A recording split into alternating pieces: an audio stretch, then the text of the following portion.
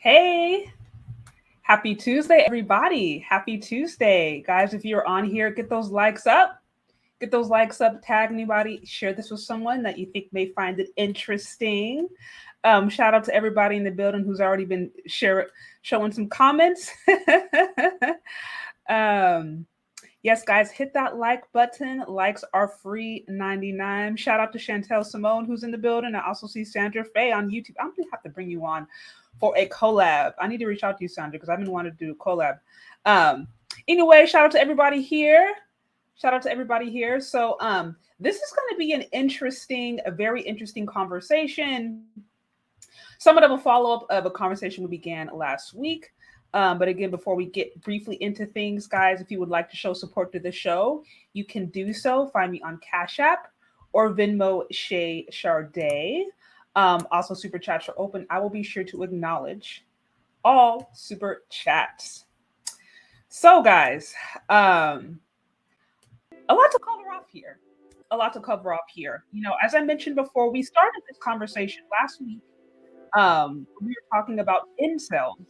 And for those of you who are not familiar with the term incel is an involuntary, they call it involuntary celibate. So the whole incel topic conversation, it really started to take off, I think, or get some notoriety or focus at the very least, when we started to see some mass shootings connected with incels or incel adjacent individuals. So last week I went over a report that was created by the secret society. I think it was the United States Secret Society. And they basically did this whole case study where it was looking at incels in particular, involuntary celibate men, incels specifically for involuntary celibate men. It did a deep dive and it kind of broke down the different characteristics, the different behavioral patterns, and some of the different things that they have seen between the incel movement. Now, again, just as a as a recap of what we discussed last week, not all incels are violent, right? Not every single incel is going to be going and trying to shoot up somebody or trying to do crazy crimes. There are men out there, there are guys out there who very much struggle to be in relationships. Sometimes it can be a seasonal thing for them, and then they can figure it out, you know, and then end up going to a long time relationship. For some guys, it's a lifetime, but not every guy who was an incel is going to necessarily be trying to shoot up somebody. But again, the reason that the secret society did an investigation and then created a whole report is because they did see a couple of mass shootings or a couple of mass shooters directly connected to the incel movement. So that's what we went over last week. If you haven't seen it already, check it out. I linked to the sources, or I linked to the report in that live, and it kind of breaks it down. So today we are following up with femcels. Femcels. Now, what is a femcel? Femcel is a hey guys, thank you guys. I literally just hopped out the shower. You said, you know, I'm calling in later. Shout out to Mr. Z Black in Effect. I know he I already know you got something to say. But so femcels. This is the, I guess, the female version of incels, but essentially they are female involuntary celibates, right? So they have this same complaints that incels do, which is that they have a hard time or have been unable to secure a long-lasting romantic relationship despite desires or efforts to do so. Now, the interesting thing about femcels is, I think, after doing my research and really trying to do a deep dive, there's not nearly as much information on femcels. I also noticed that when people talk about femcels or when there's reporting on femcels, there tends to be a different tone that is taken for femcels versus incels. And you know, before I really get deep down into it, I'm gonna bring up some information, and we're gonna get down into it because I want you guys to notice the sympathetic or compassionate tone they take for femcels. And if you saw the report that I did last week, or if you saw what we went over last week, the tone is not nearly as sympathetic or compassionate for the men, which I found to be very interesting. And part of it could be, again, because incels are directly related or directly connected to a few violent acts. And to my knowledge, there has not been any large mass shooting or anything of that nature that has been connected to the femcel movement. But we'll get into it. Again, guys, if you're on here, get those likes up. Get those likes up. Show support to the show. You can find me on Cash App or Venmo Shay Sade. Also, super chats are open. I will acknowledge and read all super chats. So I'm going to bring it up. I'm going to bring up the first article, report, however you put it, that really kind of breaks this down. Let's see. Right, those of you guys who are hopping on, likes are free.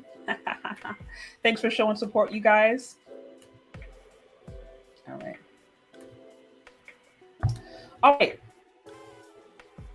So here it is. So again, we're talking about femcels. Femcels, female involuntary celibates. And again, I want to reiterate this. This is involuntary. This is not a person or a woman or a man who's decided for whatever reason, whether it's religious reason, spiritual reason, personal reason, whatever, who has said, hey, I'm going to choose to be celibate. That is different. That's completely different. Somebody like, I'd heard some comments say, oh, well, how about nuns or monks or different, people in religious institutions who take a vow of celibacy? It's like, no, they are choosing to do that. It is voluntary. So that completely removes them from the category of femcel or incel because they are choosing to do it. Again, the key term I want you to listen to or pay attention to is that this is involuntary. These are men and women who are forced into a life of celibacy, although they wished that was not the case, although they wish they had a romantic relationship, a partner. So again, I want you guys to just zone in on that. Okay, guys, so let me bring it up. We're going to talk into it. We're going to get right into it. So here is a study. Like I said, I did a deep dive and trying to see if I can find different reports. But there's not as much known about the femcel community. It is a newer community, I guess, in relation to incels. And so there's not as much information, there's not as much reports, but what I did find, I wanted to bring you guys, because I think there's some interesting stuff to unpack here. So here's what we have from the week. It's called "What Are Femcels? Growing Community at Odds with Male Incel Movement and Its Connection to Violence." So again, guys, I want you to understand, I've seen one comment in the community tab that said, hey, well, why don't incels and femcels get together? Wouldn't that make the most sense? In theory, it would make sense. In theory, it would make sense if incels and femcels got together, but they are at odds. They are at odds. So we're gonna look into why. Now, here it says, much is written about the male incel movement made up of men who self-define as involuntary celibates and believe that feminism has resulted in male oppression. So here is one key fundamental difference that we have between incels and femcels. Incels see feminism as the primary, as one of the main issues, one of the main things that is essentially undermining or has undermined their love life. Incels do not identify, do not embrace, do not like feminism whatsoever. Femcels largely do. Femcels very much identify with feminist ideologies, very much believe that what is keeping them down is a patriarchy. So again, that is a key fundamental difference between femcels and incels. Incels, anti-feminist, femcels are largely feminist. So that's step one as to why these femcels and incels, who both identify as having a hard time finding love, are not commingling and coming together. That key fundamental difference. I'll continue. So here it says, less is known, however, about a growing femcel movement of involuntary celibate or single women who, like their male counterparts, turn to online communications to help them feel supported and connected. Femcels believe that a toxic blend of misogyny and impossible beauty standards is to blame for the inability to have sexual or romantic relationships, said author NL. So again, femcels believe that unrealistic beauty standards are the things that are hindering them. Those are the things that are severely undermining their ability to find success in love. It is unrealistic, bad, misogynistic beauty standards that is, again, undermining their ability to have romantic success. Incels, on the other hand, believe it is the feminist movement that is undermining their ability to have success. So again, key fundamental difference. Although they both complain about the same thing, the reasons behind it are slightly different. Guys, if you're on here, get those likes up. Get those likes up. Also show support for the show. Hit the Cash App. I'll be sure to acknowledge and read all super chats. Also, you can show support to the show on Cash App and Venmo. Sure day. All right, so I want to continue as we are breaking down incels versus femcels, which is a growing group of men and women who are unable to find romantic and sexually satisfying marriages, relationships, connections, etc. Okay, so again, it says femcels basically believe it is misogyny that is holding them down. Misogyny and impossible beauty standards. Male incel groups, which are generally found on social media platforms like Reddit, Facebook, and 4chan, have become what The Guardian's Lizzie Cernick described as a breeding ground for toxic male entitlement. Where members attribute society's ills to social liberalism, women, and ethnic minorities. Femcel spaces, on the other hand, are generally supportive places where women, often posting anonymously, share the challenges they face. There are lots of women who are joining communities of other single women and sharing their experiences. One participant, 28-year-old Yvonne, told Cernick, it's certainly a much healthier approach than some of the toxic women-hating platforms that some men inhabit. So again, they are breaking down what's the difference between the femcel space and the incel space. Incel space, evil, woman-hating, it is misogynistic, it is toxic. Femcel space, safe, a place for women to express how they feel, a place for women to be able to emote, to be able to share their feelings and emotions, and to be able to find camaraderie. So I want you guys to pay attention already to the key distinctions that they're showing between femcels and incels. Incels is largely is painted as something that's largely toxic, whereas the femcel space is painted as something that is healthy. That is one thing that I found interesting up to this point when I was reading through different sources.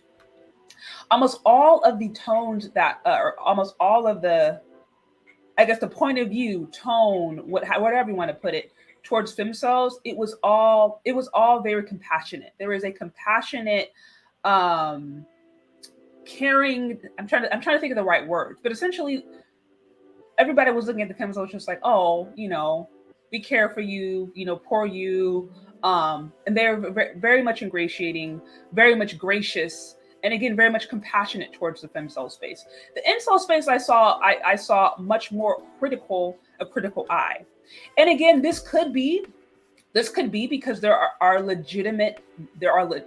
been legitimate mass shooters who have directly identify themselves with incels. So maybe that's why they're taking more of a critical eye.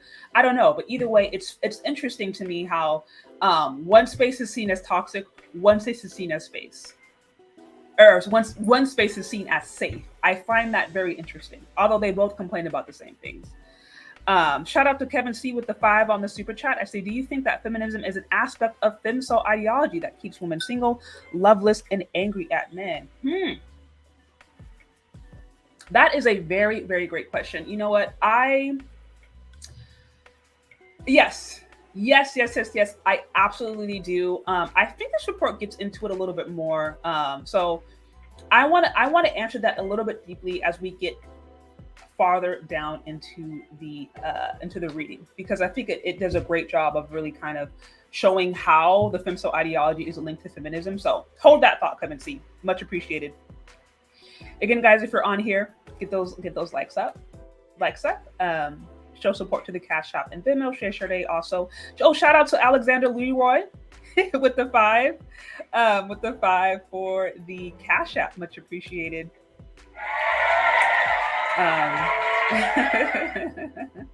All right, guys. So let's continue. Let us continue.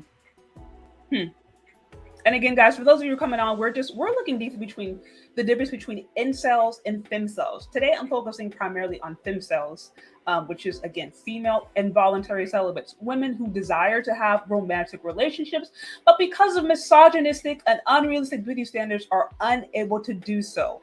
That is what we are exploring today.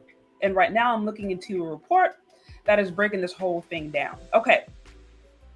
So here it says that, again, there are lots of women who are joining communities of other single women and sharing their experiences. One participant, 28-year-old Yvonne, told Cernic, it's certainly a much healthier approach than some of the toxic man-hating platforms that some men inhabit. Again, this is coming from the perspective of a female, because what is not mentioned is the very toxic and also very well-visited woman-hating platforms. I saw really no mention of man-hating platforms in any of these reports.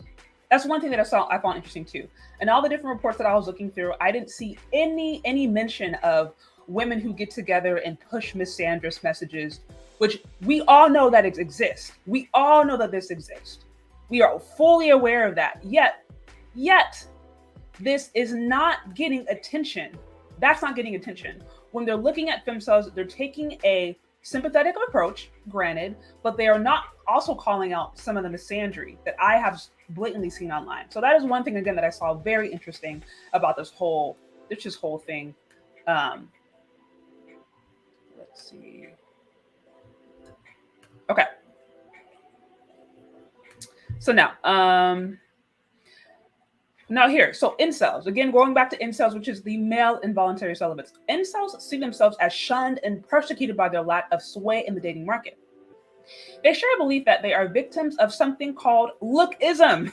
Yeah. If you didn't think there are already enough isms to confuse you, now here is another one, lookism. Lookism. I'm introducing a new term, you guys. Lookism. Add that to your vocabulary. So, lookism, which sociology professor Michael Haplin defined in Salon as meaning that attractive people receive advantages while unattractive people are the targets of prejudice. So, guys, add that to your vocabulary. Lookism. That is that attractive people get treated better than unattractive people. That's a new term. anyways, it says, along with lookism, incels blame feminism and social justice for supposedly upsetting the balance of the sexual marketplace in favor of women. I don't know what they mean when they say social justice. That is very vague. Incels view an increasing number of single men as unjust and a growing social problem. So again, incels are incredibly aware of the increasing number of single men, the declining marriage rate, really the declining birth rate, and they see it as a problem. They see it as a negative repercussion of feminism and other reforms. It says, by contrast, femcells are more likely to blame themselves for their lack of partner or sexual relationships than the opposite sex. They argue that they are invisible due to their abnormal appearance and that our beauty-centric, misogynistic culture prevents them from being accepted. To me, I don't. So, okay, in this article, what you'll notice is that they're saying that men are blaming it on society, women are blaming it on themselves, but then it goes on here to say that the women are saying that the society is misogynistic and is too focused on beauty. So to me, that is, you're pointing out an error in society. You are blaming your inability to move forward to a certain extent on the unequal society that we live in. So I don't see how that's any different than what the men are saying. Maybe it's a different focus. Men are saying it's feminism and social justice. Women are saying it's unrealistic beauty standards and it's misogyny, but both are blaming society. So I find it very intriguing right here in this particular sect, while they're saying that men blame society and women blame themselves. Again, giving a very sympathetic tone to women and painting the men as uber toxic. Listen, I don't pretend to be an expert on the incel and femcel space, but just based upon my interaction with individuals online who I believe I've interacted with the incels and femcels. Now, I don't necessarily have any empirical data on that, but just based upon some of the behavior, I'm pretty confident I have interacted online with incels and femcels. And let me tell you, you can find toxicity in both places. Also, shout out, I saw some super chats come through. Shout out to Malarkey with the 10 pounds. Much appreciated. I love the support. Also, shout out to who else I see on there? I saw another one. I want to make sure I get you. Where'd you go? Philip J. Says passing through, keep cooking. I appreciate you, Philip J, with the 10 on the super chat. Much appreciated, guys. Again, if you're joining, hit those buttons, show support to the Cash App, through the super chat. So let's move on. Let's move on. So, like I said, sympathetic tone for the women, a rather critical tone of the men. Not surprising. Why? Many of the articles that I saw, or the different information that I saw regarding femcells, were from the perspective of women. So this is not surprising. But again, I want you guys to pay attention to the tone that is taken throughout this entire piece as they're looking at femcells in relation to incels. Now, it says non-violent community. The misogynistic incel movement has made headlines over the years because of its links to violence and terrorism. Going back to what I said earlier, the incel movement came under intense scrutiny when there were a couple of mass shooters that literally identified as incels. And so that's why they're being criticized. This is Elliot Rodger, who murdered 6 people in California in 2014. Alex Manassian, I probably butchered that name, who used a van to mow down 10 pedestrians in Toronto in 2018. And Jake Davison, who shot himself after killing 5 people in Plymouth earlier this year, were all linked to the incel community. And I think there's been some even since then. The femcel movement is a decidedly peaceful one with no links to world violence or terrorism. So again, I think here is the key fundamental difference. We, to this point, do not know of any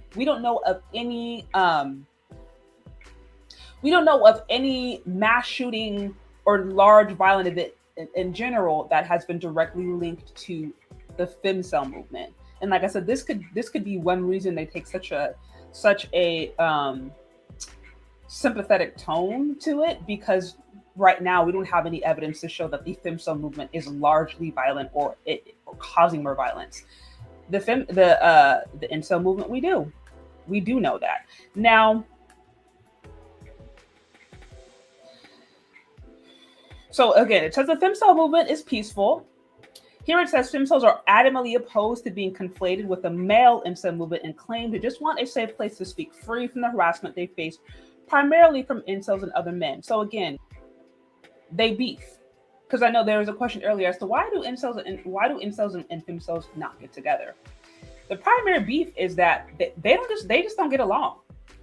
Femcels say that they get harassed by incels.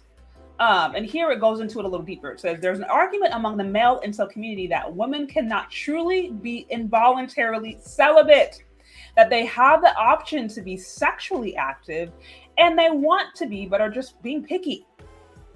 Incels like to say that femcels are invalid because any woman can be used for sex.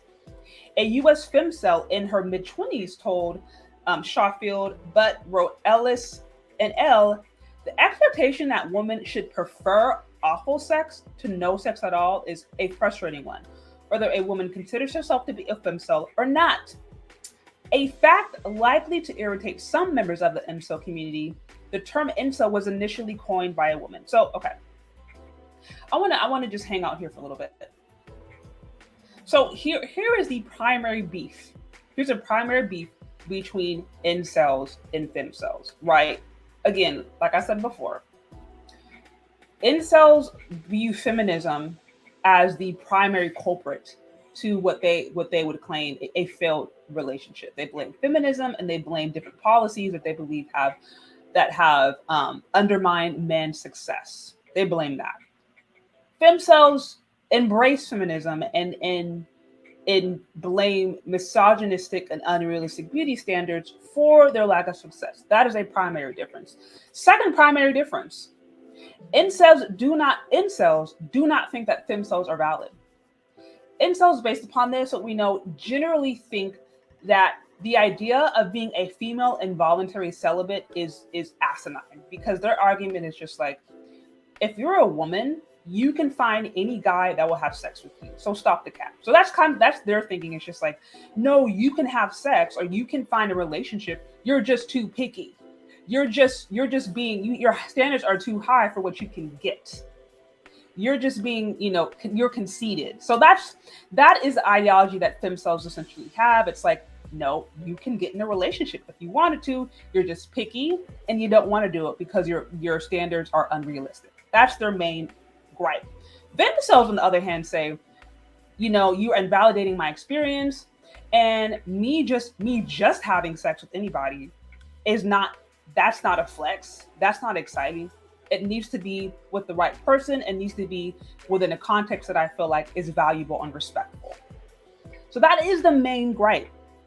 That's the main gripe. Incels are just like, no, we legitimately can't get relationships. We legitimately cannot get sexual partners. Femcels are essentially saying we can't, but when you really look down into it, it's like, no, we just can't get the ones that we want, that we think are valuable, that we think are worthwhile. So that is a main contention. That is a main contention, and that is a big, I think, again, rift as to why they cannot get along. Again, shout out to Better You. Shout out to Better You. I see the difference. And betrayal is interesting. Keep being great. Appreciate it. And yeah, that's what I said. That's one thing that I've noticed out the gate. And I was like, wow, there's a very, very much a again, sympathetic, ingratiating, understanding tone for the women. Not so much for the men. But again, if we're understanding that this stuff is being written by women, well, duh. It's like, that's not surprising. Okay. Also, just side note, the incel movement, I touched upon this in my previous live. The incel movement was initially coined by a woman in 1997, a woman in Toronto, Canada. She started a website called Alana's Involuntary Celibate Project, and this was aimed at lonely people struggling to find love. So what initially started as a place for lonely men and women to come together, talk about their woes, and maybe even find relationship, ended up kind of splintering into these two rather contradictory movements. She has since distanced herself from it, but that is an interesting side note. Now, going back to the distinction here, it says there was probably a bit of anger and some men were a bit clueless about how women are unique, individual humans, but in general, it is a supportive place. And again, this is somebody talking about her experience with the movement. Okay. Let me see. So I want to get, so this article's pretty much going to do it. And so here it says, as Catalina, a 39-year-old woman who has been celibate for almost 8 years, told Cernick, involuntary celibate women seem to be handling their anger and hurt in a more evolved way, throwing themselves into work life and healthy communities where single life is celebrated. So that's the end of that one. There's one more I want to briefly read through that takes this from a different angle. But what we've seen so far is essentially this, right? Femcels, incels, they complain about the same thing, but incels are anti-feminist. Incels are anti-feminist. Femcels tend to be largely feminist. And although they complained about the same thing, they are unable to come together and find support. Why? One reason is because feminism. I think that's probably the primary reason they can't get together. Feminism. And also because they don't necessarily neither of them see each other's struggle as valid. Neither of them really see it as valid. I'm gonna go and hop into this a little bit because this touches upon some other aspects of the femcel movement that I think are important to know. Now here it's called the femcel revolution. How a underground group of women is reclaiming involuntary celibacy. So again, guys, femcel revolution, that is an empowering statement. Again, notice the tone, empowering statement, femcel revolution. There's nothing negative about a revolution, right? So, okay. So it says Doreen had been bullied since middle school because of her looks. People called her fat and ugly at what felt like a ceaseless pace. She didn't feel sexually or romantically desired. Boys didn't treat her the way they did her more attractive friends. Having a sex-positive attitude was even tougher growing up in a religious West African immigrant family where she was taught that sex was a sin outside of marriage.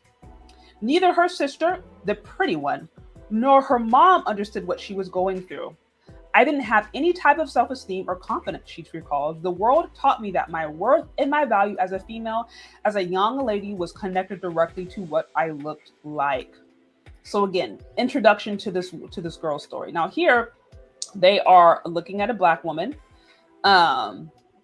She looks like she's first generation from a traditional West African immigrant family.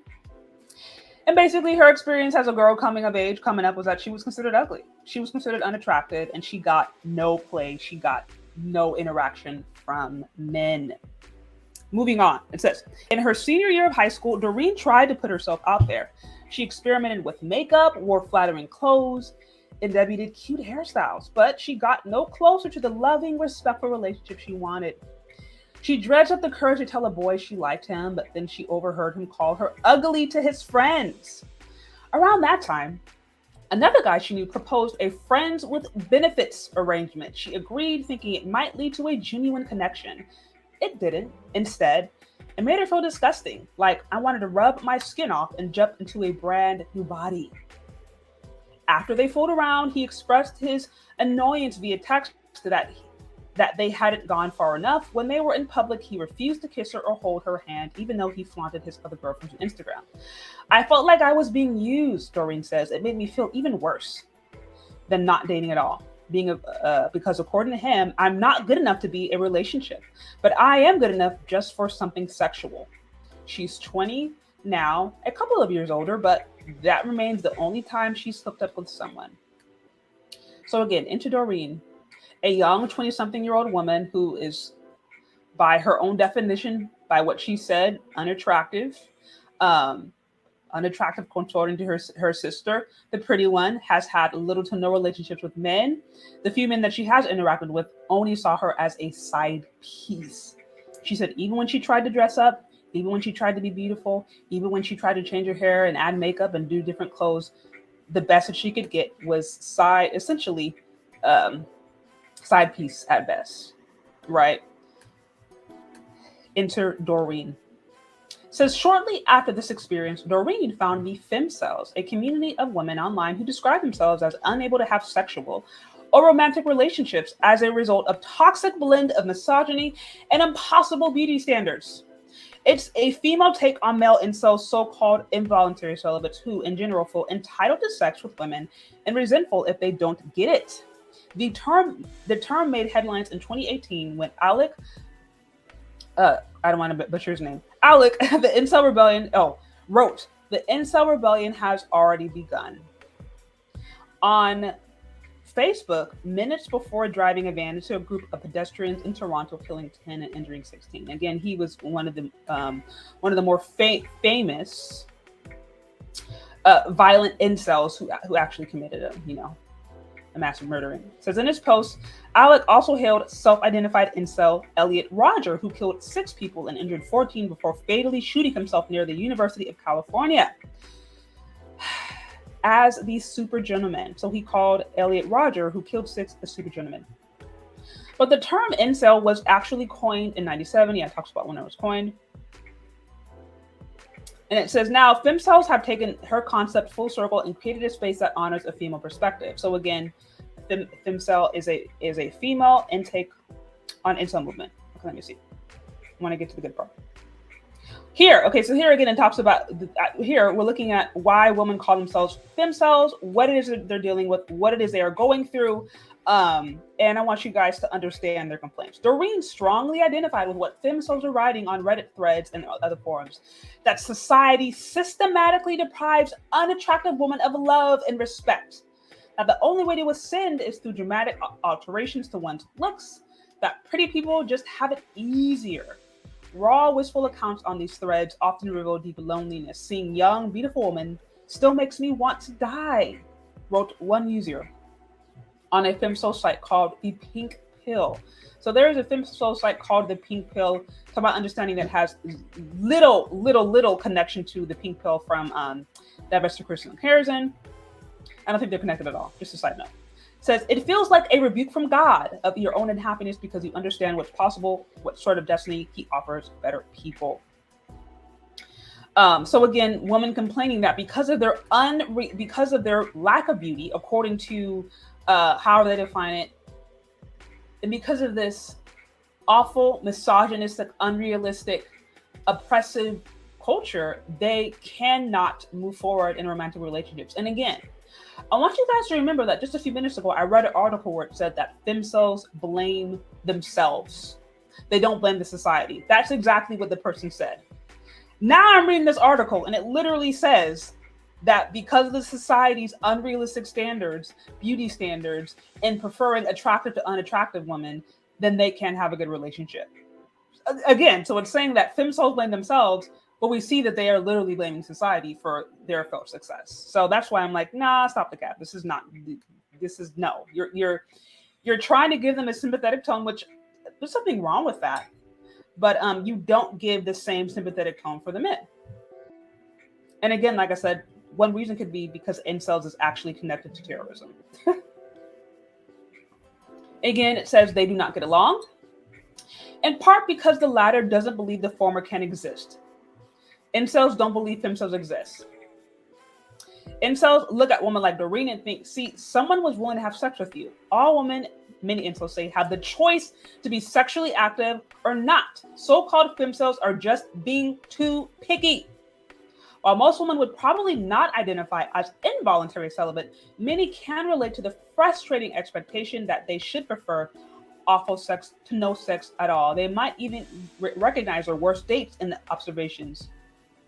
Says a woman can get sex if she has next to no standards, doesn't care about whether or not she has an orgasm, or doesn't mind being used as a human fleshlight. Here it says, being the person a man is willing to ejaculate into is like being a toilet. It can be a very dehumanizing experience. I think this right here is really interesting. Because again, the main gripe that the incels have is just like, no, these women can have sex. They're just being picky. Women saying, no, it is just being a thing that a man can ejaculate into as a toilet. That is dehumanizing. And this is I think right here, I love that they how they juxtapose those positions, because I think this speaks to the primary difference on how men and women view sex.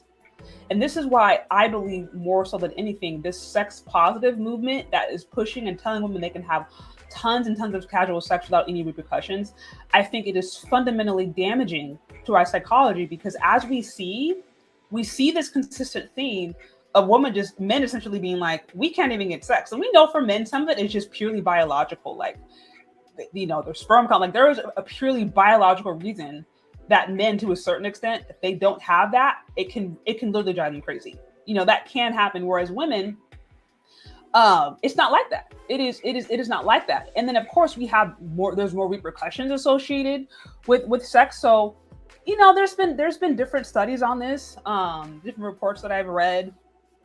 And they essentially, how do I put it?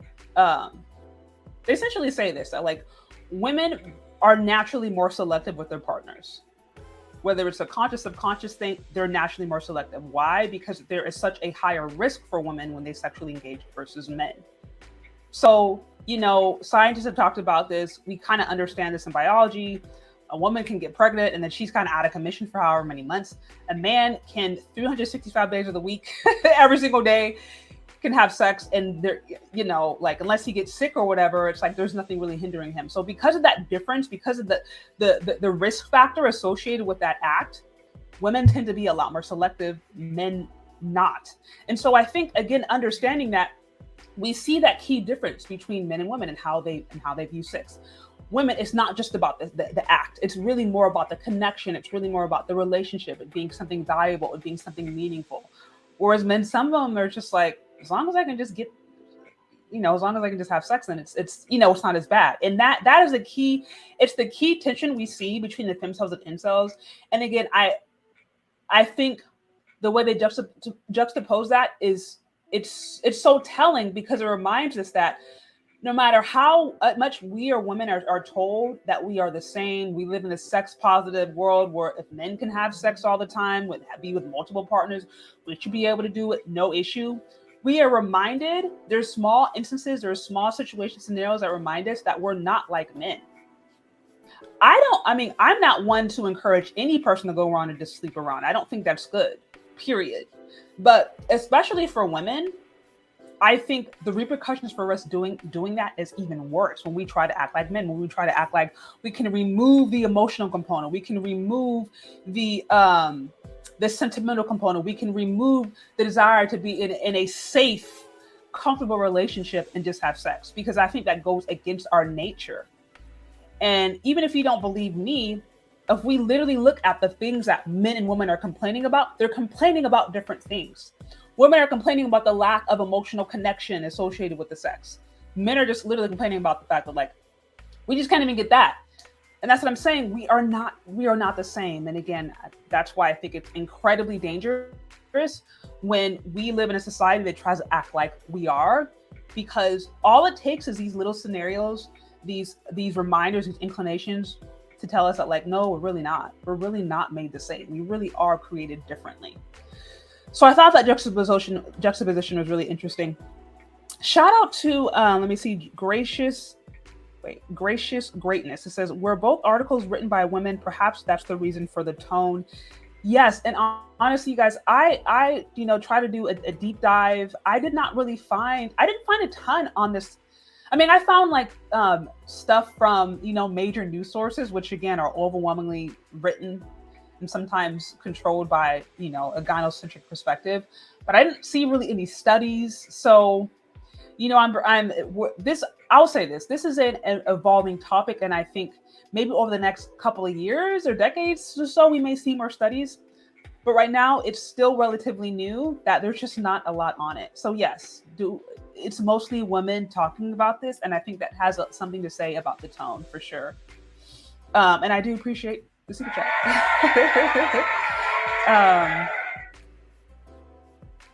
Okay, let's see what we got. I see another 10 come through. Oops. Where'd you go? Shout out to the Faith Factor. Appreciate the support. I see.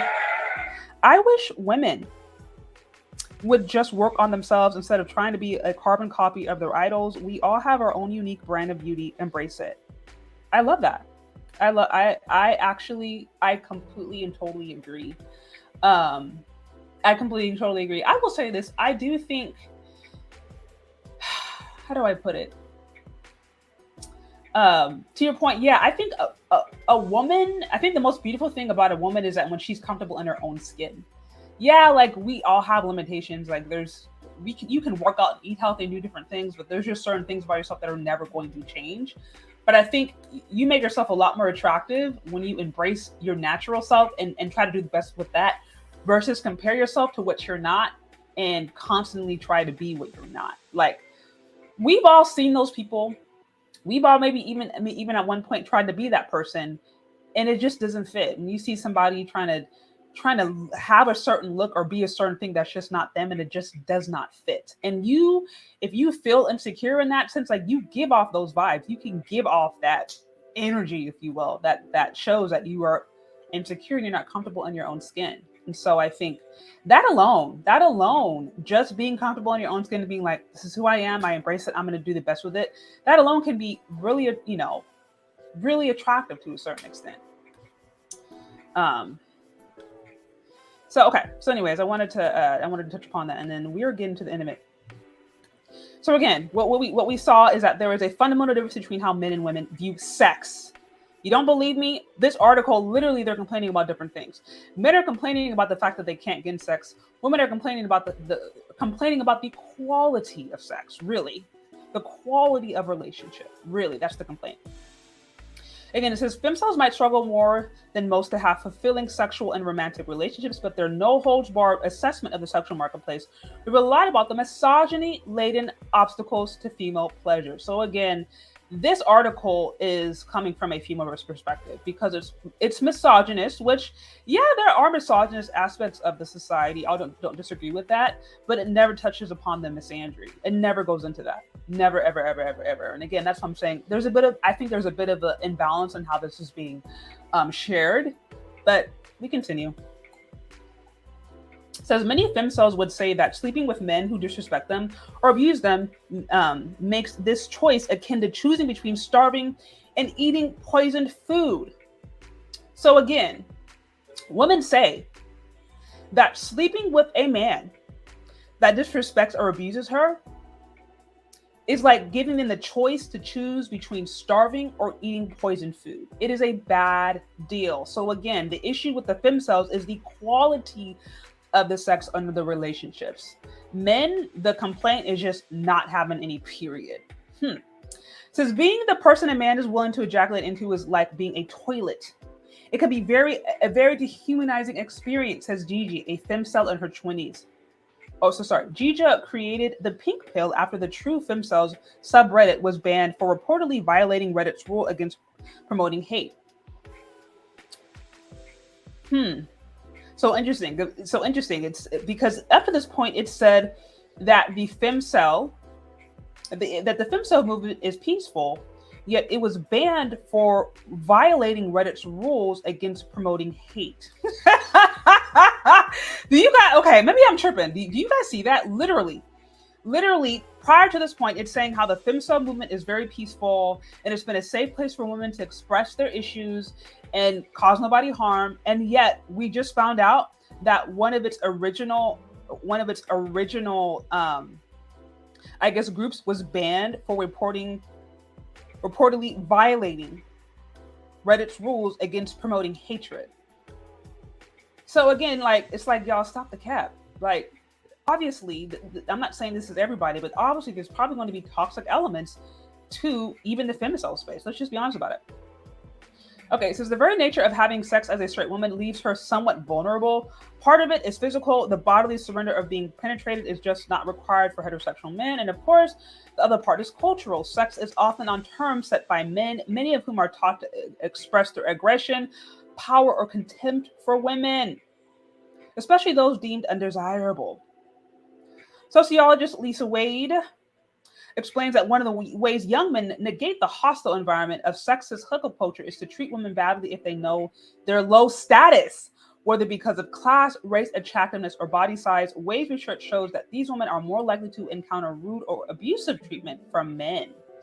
Gidro concurs, women take much higher risk when it comes to sex. Safety is consideration that cannot be ignored. So again, here it says,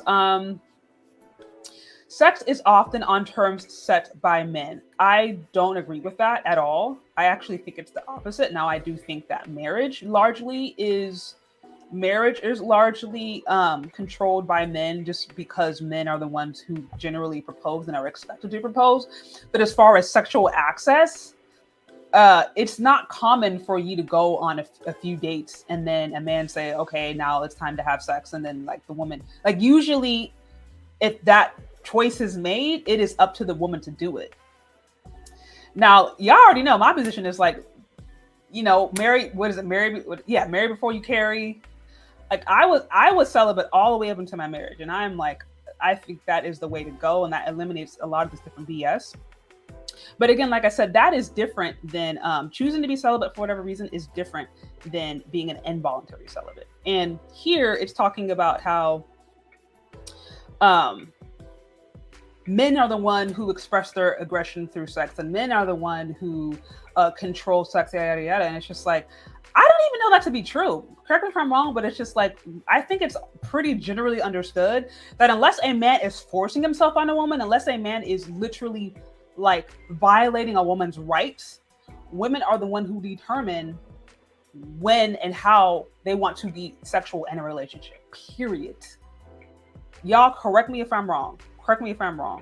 But that's generally how I've understood it to be. So that's why I'm just like, yeah, I don't agree with that at all.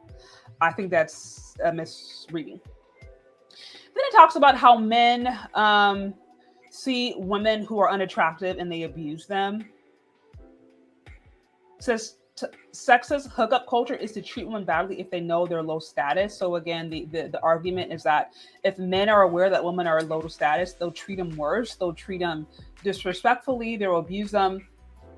Again, this whole part, honestly, I disagree with. Well, no, I'll say this. I think what they're saying is probably true to a point. I think there are absolutely men who are just maybe aren't respectful men, and they will see a woman and will be mean or will be maybe not as ingratiating if she's unattractive. I can believe that, but I can also believe that women do the exact same thing, but it's just not seen as a problem. It's very common for women to talk about a man's looks, especially in the black community. It's very common to talk and even roast the man if he's not looking a certain way, to talk about him not being tall enough, to talk about him not being buff enough, not being able to grow a good beard. Women do that all the time. They talk about men's looks all the time. They talk about short men. They talk about overweight men. They talk about unattractive. So when women do it, it's not considered misandrist. But when men do it, it is. And so I think that's my primary issue. I am never for disrespecting anybody. I really try to make it a point to try to respect people, even if I don't agree with them, because I think that's just good. I think that's good and honorable to try to treat people well. But it's really hypocritical when we try to hold standards, but then we change those standards based upon the one who we're measuring it by. And that's not fair. Like, if you're going to say, okay, we live in an equal society and men and women should be treated equal and be equally respected, then if a man is being disrespectful, he needs to be called out. If a woman is being disrespectful, he needs to be called out. And this whole article up to this point, or at least that section, which is so interesting, is that it is calling out the ways that men can be toxic towards women, but it is not calling out the ways women can do it. Also, it's not looking at the other perspective. And again, this is not surprising because this is coming from a female writer, to my understanding. And I continue. It says, okay, all this potential risk is at war with most women's genuine desire for sex, affection, and love, no matter what status men assign to them. It says, I've seen some risky behavior taken by women in this community because being lonely and wanting to be desired can take a toll. Okay, let's see. Move on. See if I can move on to the part. Disappointment. Okay. Okay, so it says here. Okay, so it says at minimum, it looks like taking less than you want while tamping down the voice in your head that demands better, a painful experience that a lot of women can relate to regardless of the look. So basically saying women's settling can be really painful. Here one person says, a student says, I would love to be having sex, but hooking up seems so uncomfortable, so cold, so fraught with disappointment. and the potential for frustration and trauma that it just doesn't seem worth it to me. Again. I'm so glad she said that, because she's literally like, yeah, I could hook up, yeah, I could do casual sex, but I just don't like it. It's just, it's like cognitive dissonance. It doesn't feel right in my soul. It doesn't feel right psychologically. I feel dirty. I feel disgusting. Again, primary difference between men and women. Primary difference. I am not an advocate for just free casual sex, period. I think it's detrimental. It can be detrimental to men too. But I think especially to women, it is more detrimental, largely because of how we are created differently.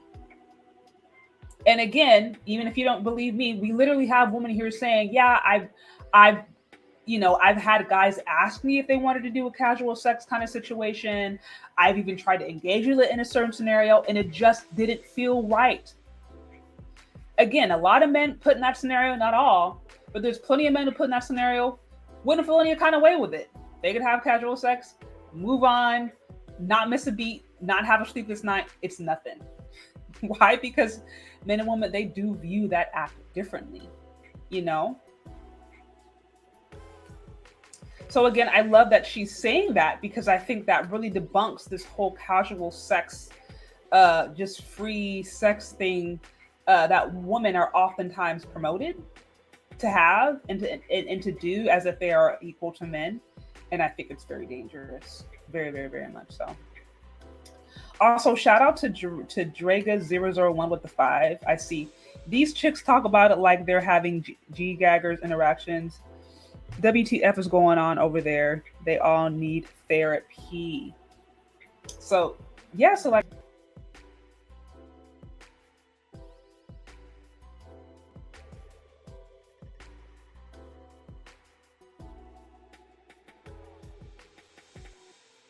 my bad, I kicked myself out. Sorry about that.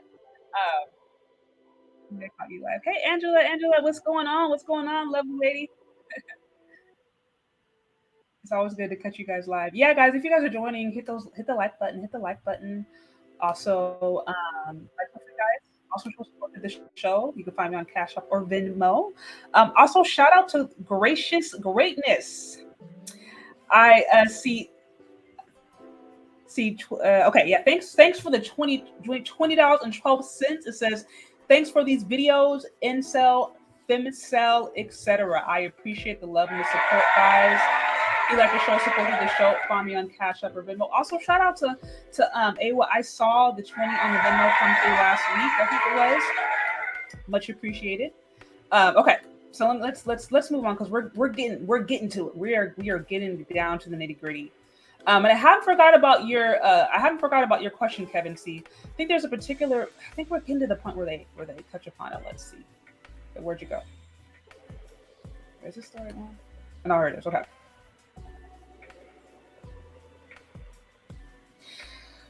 Okay.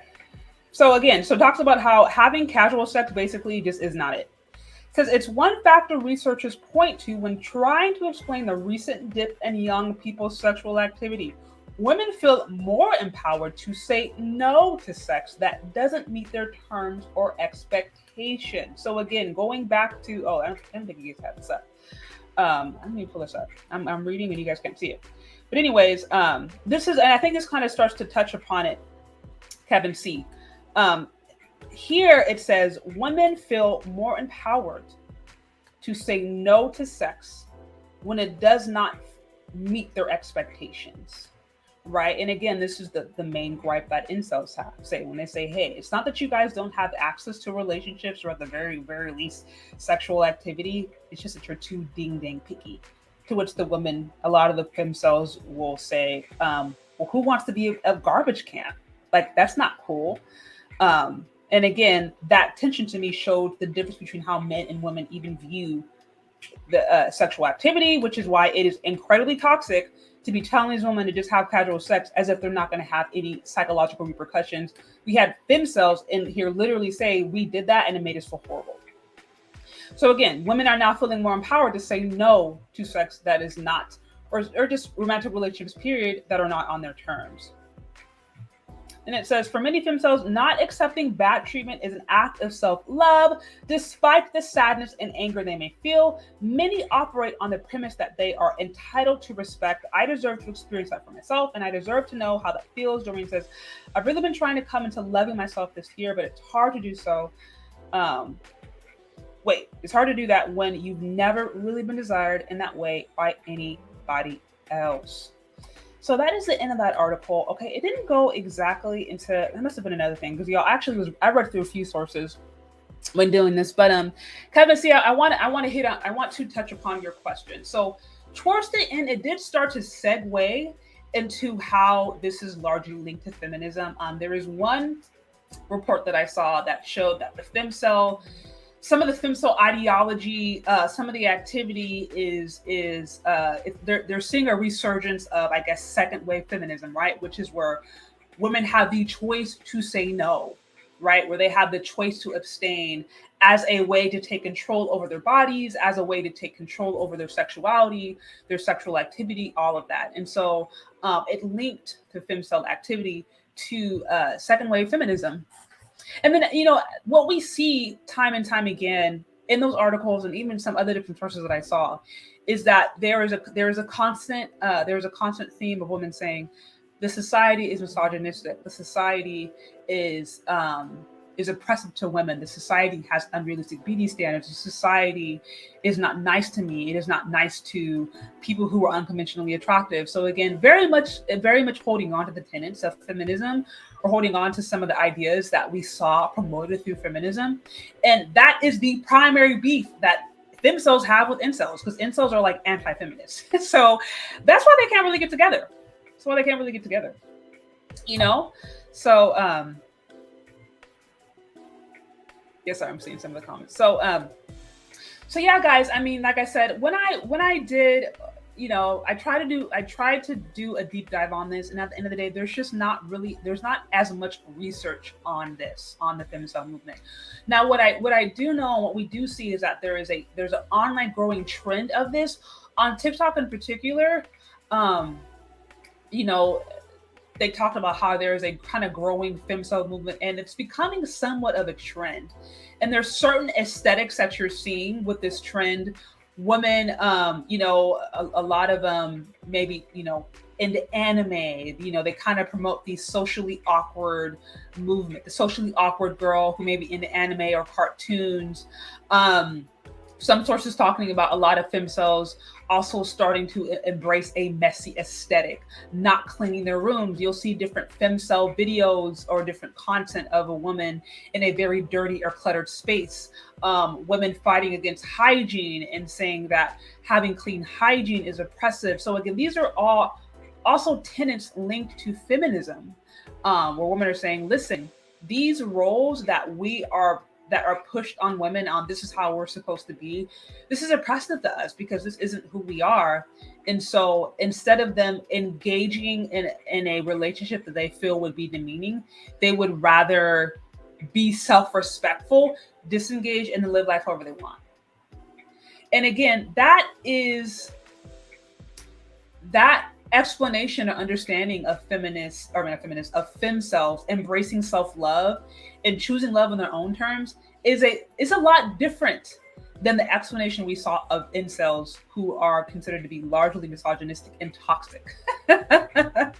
So yeah, guys, so that is what I have. I linked a few sources in the description. If you guys come across any information or any other information regarding this topic, let me know, send it to me, because I'd love to hear it. I did my best to try to find more sources on the femcells, but there's just not as much information on femcells, largely because I think it's a newer concept, and also because there aren't really any mass shootings created linked with femcells. So shout out to the Faith Factor. I see Shay, that you are a breath of fresh air. So good to see another sister with a level head having these discussions in an intellectual matter. I will definitely be back to hear more. Thank you. I appreciate the love and the support. I really do. Come back anytime. I love having conversations. So yeah, guys, so that is what I got. Again, to reiterate Kevin C's point, is femcels linked to feminism? Absolutely.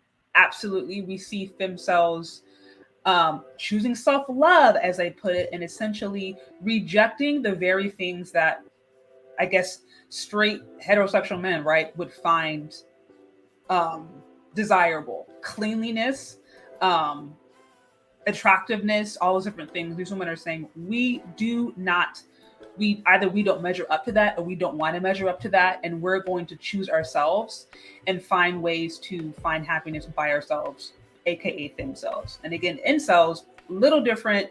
Um, they're complaining about not being able to have a relationship for different reasons, and so it is an interesting tension. But again, I think that fuels the reason as to why they're not able to come together. Incels are anti-feminist. Femcels are largely feminist, or at the very least embrace the ideology. And why is this important? I think one of the reasons this is important is because if we continue to see this, if we continue to see women essentially say, hey, I'd rather be by myself than engage in a situation that is not on my level. And then you see men who say, I'm having a hard time finding a woman, period. I wouldn't be surprised if this continued. I wouldn't be surprised if we continue to see these movements take on a life of its own. We already know that, the marriage rate is down, birth rate is down, and I don't know, but I just, like I said, it would not be surprising if we saw this continue, if we started to see this continue. And what I did not like, what I did not appreciate about the take on this is that I do not think I wish it was more balanced. As I said before, when I read some of the different things related to the incels, it was very negative, and it essentially painted the whole movement as toxic. Okay, granted, let's assume that's true. It looked at women, and apart from the different, like, if we remove the people that we know have been related to the incel movement, some of the different mass shooters, when we look at the activity of what's being said and what's being done, they're essentially doing the same thing, but just on different forms. But like I said, there was very much a sympathetic lens put on the women, and there was no sympathetic lens put on the men. Now, why do I think that's unfair? Because not everybody in the incel who's incel identifies as an incel. I don't think all of them are just evil, toxic, violent guys trying to plan to like shoot at people. Like that's not what's going on. And so I think to assume that entire movement is just that, and then to look at the woman and just assume that everybody in the incel movement is totally healthy and they're also not doing dangerous things, when I have seen plenty of misandrous channels, plenty of male hating channels. I mean, you're talking calling for the aborting babies, right? I can literally think of female channels right now where it has like men hanging, men in very compromising positions, men being abused and hurt. So I don't think it did a good job at looking at even the femcel movement in its entirety. It showed only maybe the good, encouraging parts of it, but it didn't really talk a lot about the areas of it that can be dark or that can be dangerous. And I think that was unfair because it exists. We know it exists. So those are my thoughts on it, you guys. I do have a few minutes for those of you guys who want to call in. I know this is I need to slow down. I'm like stumbling over my words. I know. Let me see. Where'd you go? Wait, where'd you go? Okay, I was gonna say Mr. Black Z in effect. I think I got the order right. Mr. Z. Anyways, I know you said you're gonna call in, so I don't know if you're still here, but I'm gonna drop the link.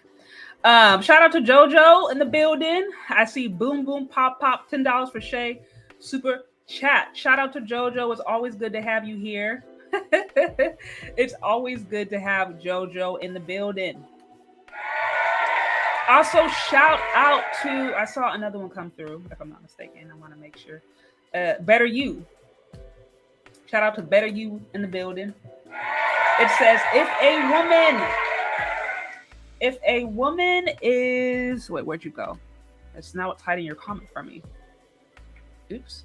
Okay, if a woman is messy, that's going to be a quick no. Hygiene and cleanliness is a big thing for a lot of guys and is a non-negotiable. And again, that is one thing that I saw one of the reports that I saw, it was showing that there is a connection between femcels and a messy aesthetic, embracing a messy aesthetic. I saw one where it was like a woman typing and there was just junk everywhere. I don't know how else to put it. It was like, looked like it was mail and disheveled paper, and she just was typing and it was mess everywhere. And so that's becoming a part of the aesthetic, at the very least on TikTok. You'll see that. So there's still a lot more to be discovered, a lot more to be unpacked with this whole idea, but it's interesting nonetheless. It is interesting nonetheless. So like I said, I have a few minutes if y'all want to call on, weigh in, or if you have any questions regarding this topic. Got a few moments. Oops, where'd you go? Okay.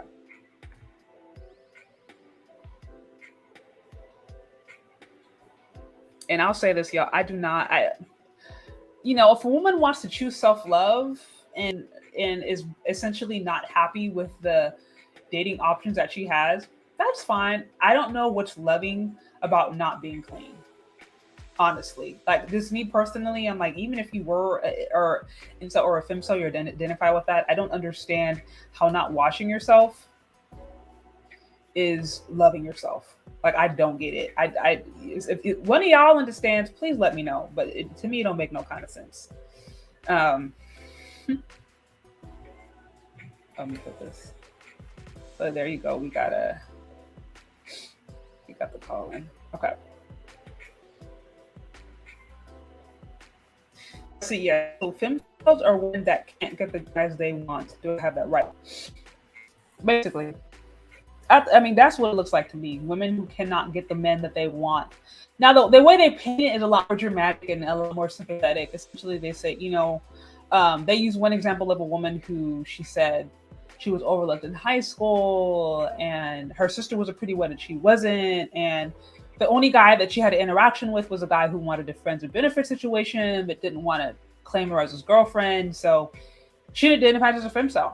And in her 20s, young 20s, she says, well, men don't want me, so I guess I'm a femcel. So to your point, there's that. I just, to that, I would also wonder, like,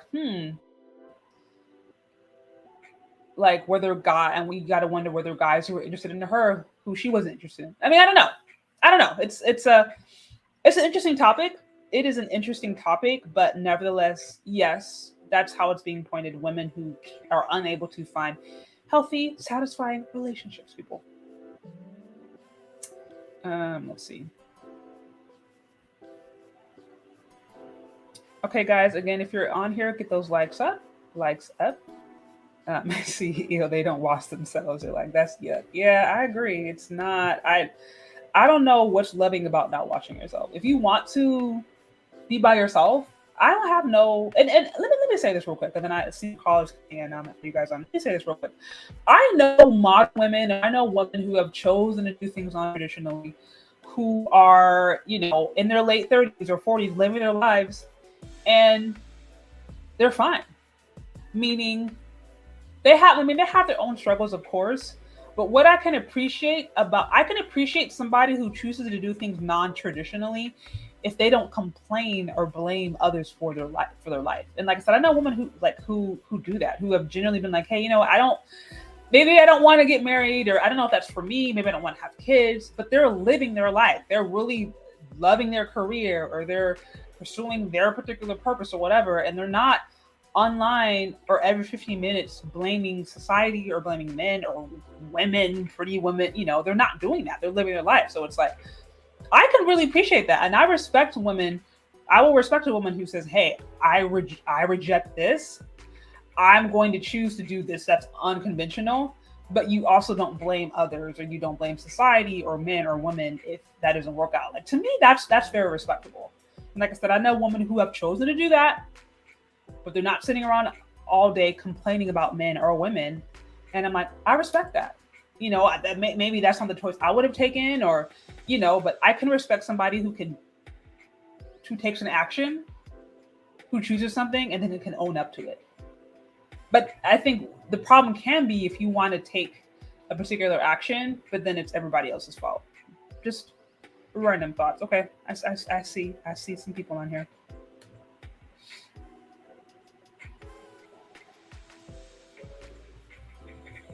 Hey, how is it going?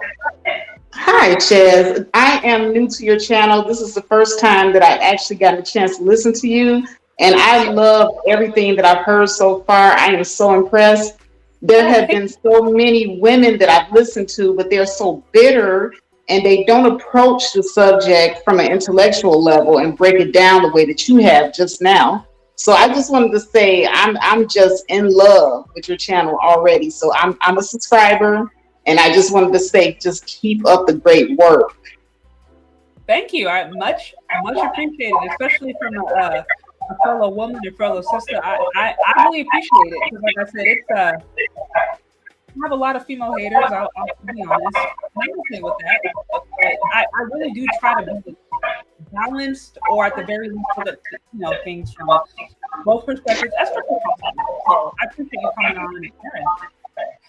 And it's and that's the key, balance. Like a lot of people, they don't understand that you have to be able to see both sides of the coin. I don't like when you were talking about people coming online and just complaining and trying to blame their situation on others, what they're going through. To me, that's a cop out. I don't have time to blame my situation on others. I'm a dark skinned woman. I have, African phenotypical features, but I'm comfortable with myself. I'm Yeah, comfortable with my phenotype. I'm comfortable with my skin color. And I don't try to be like anybody other than myself. I try to be the best version of myself that I can be. So I can go forth and I can give out my personality. If you try to, make yourself into a carbon copy of who you idolize, well, that yeah, person is their genuine self. You can't how can I say, you can't rekindle what the essence of who that person is. They are who they are, and you are who you are. You're not going to be able to recreate that. So you just try to be your authentic self. There's too many people out here wanting to be other than who they are because they're ashamed of themselves and they're not comfortable in their own skin. And that's the problem that I have with a lot of Black women. They want to call themselves femcels. They want to blame men, for having this high beauty standard. And that's not it at all. People are allowed to have their preferences. I say that pretty much, narrows it down for you. If that person isn't for you, then just keep it moving. right, But don't try to be something that you're not. right.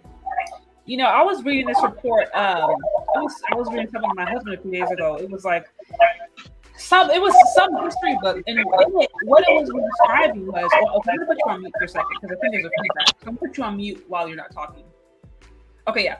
But basically, make a long story short, it was describing how in ancient Egypt, there was a particular king, how he created the city, and I guess he was trying to bring more people of influence to the city, more men of influence to that city. And one of the ways that he did it was he brought beautiful women from all over the civilization, all over Egypt. He brought beautiful women of all different ranks, and he put them in that city as a way to try to lure the men in. And literally in the book, it was talking about, like, yeah, even women of lower ranking, lower social ranking, if they're beautiful enough, if they're pretty enough, they could marry a man of status and be fine. And I'm like, this was a historical book from ancient Egypt. Like, this is from thousands of years ago. And I was looking at that and I kind of laughed and I was like, wow, is this hypergamy 101? Like, you're talking thousands of years ago, and literally still they were like, if she's pretty, bring her to the city. It doesn't matter if she's rich or poor. It doesn't matter this and that.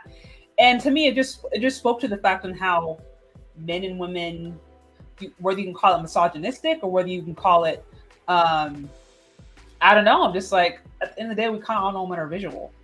So I don't know if you look at that and say, oh, men are just so misogynistic for doing that. Oh, the king was so misogynistic for doing that.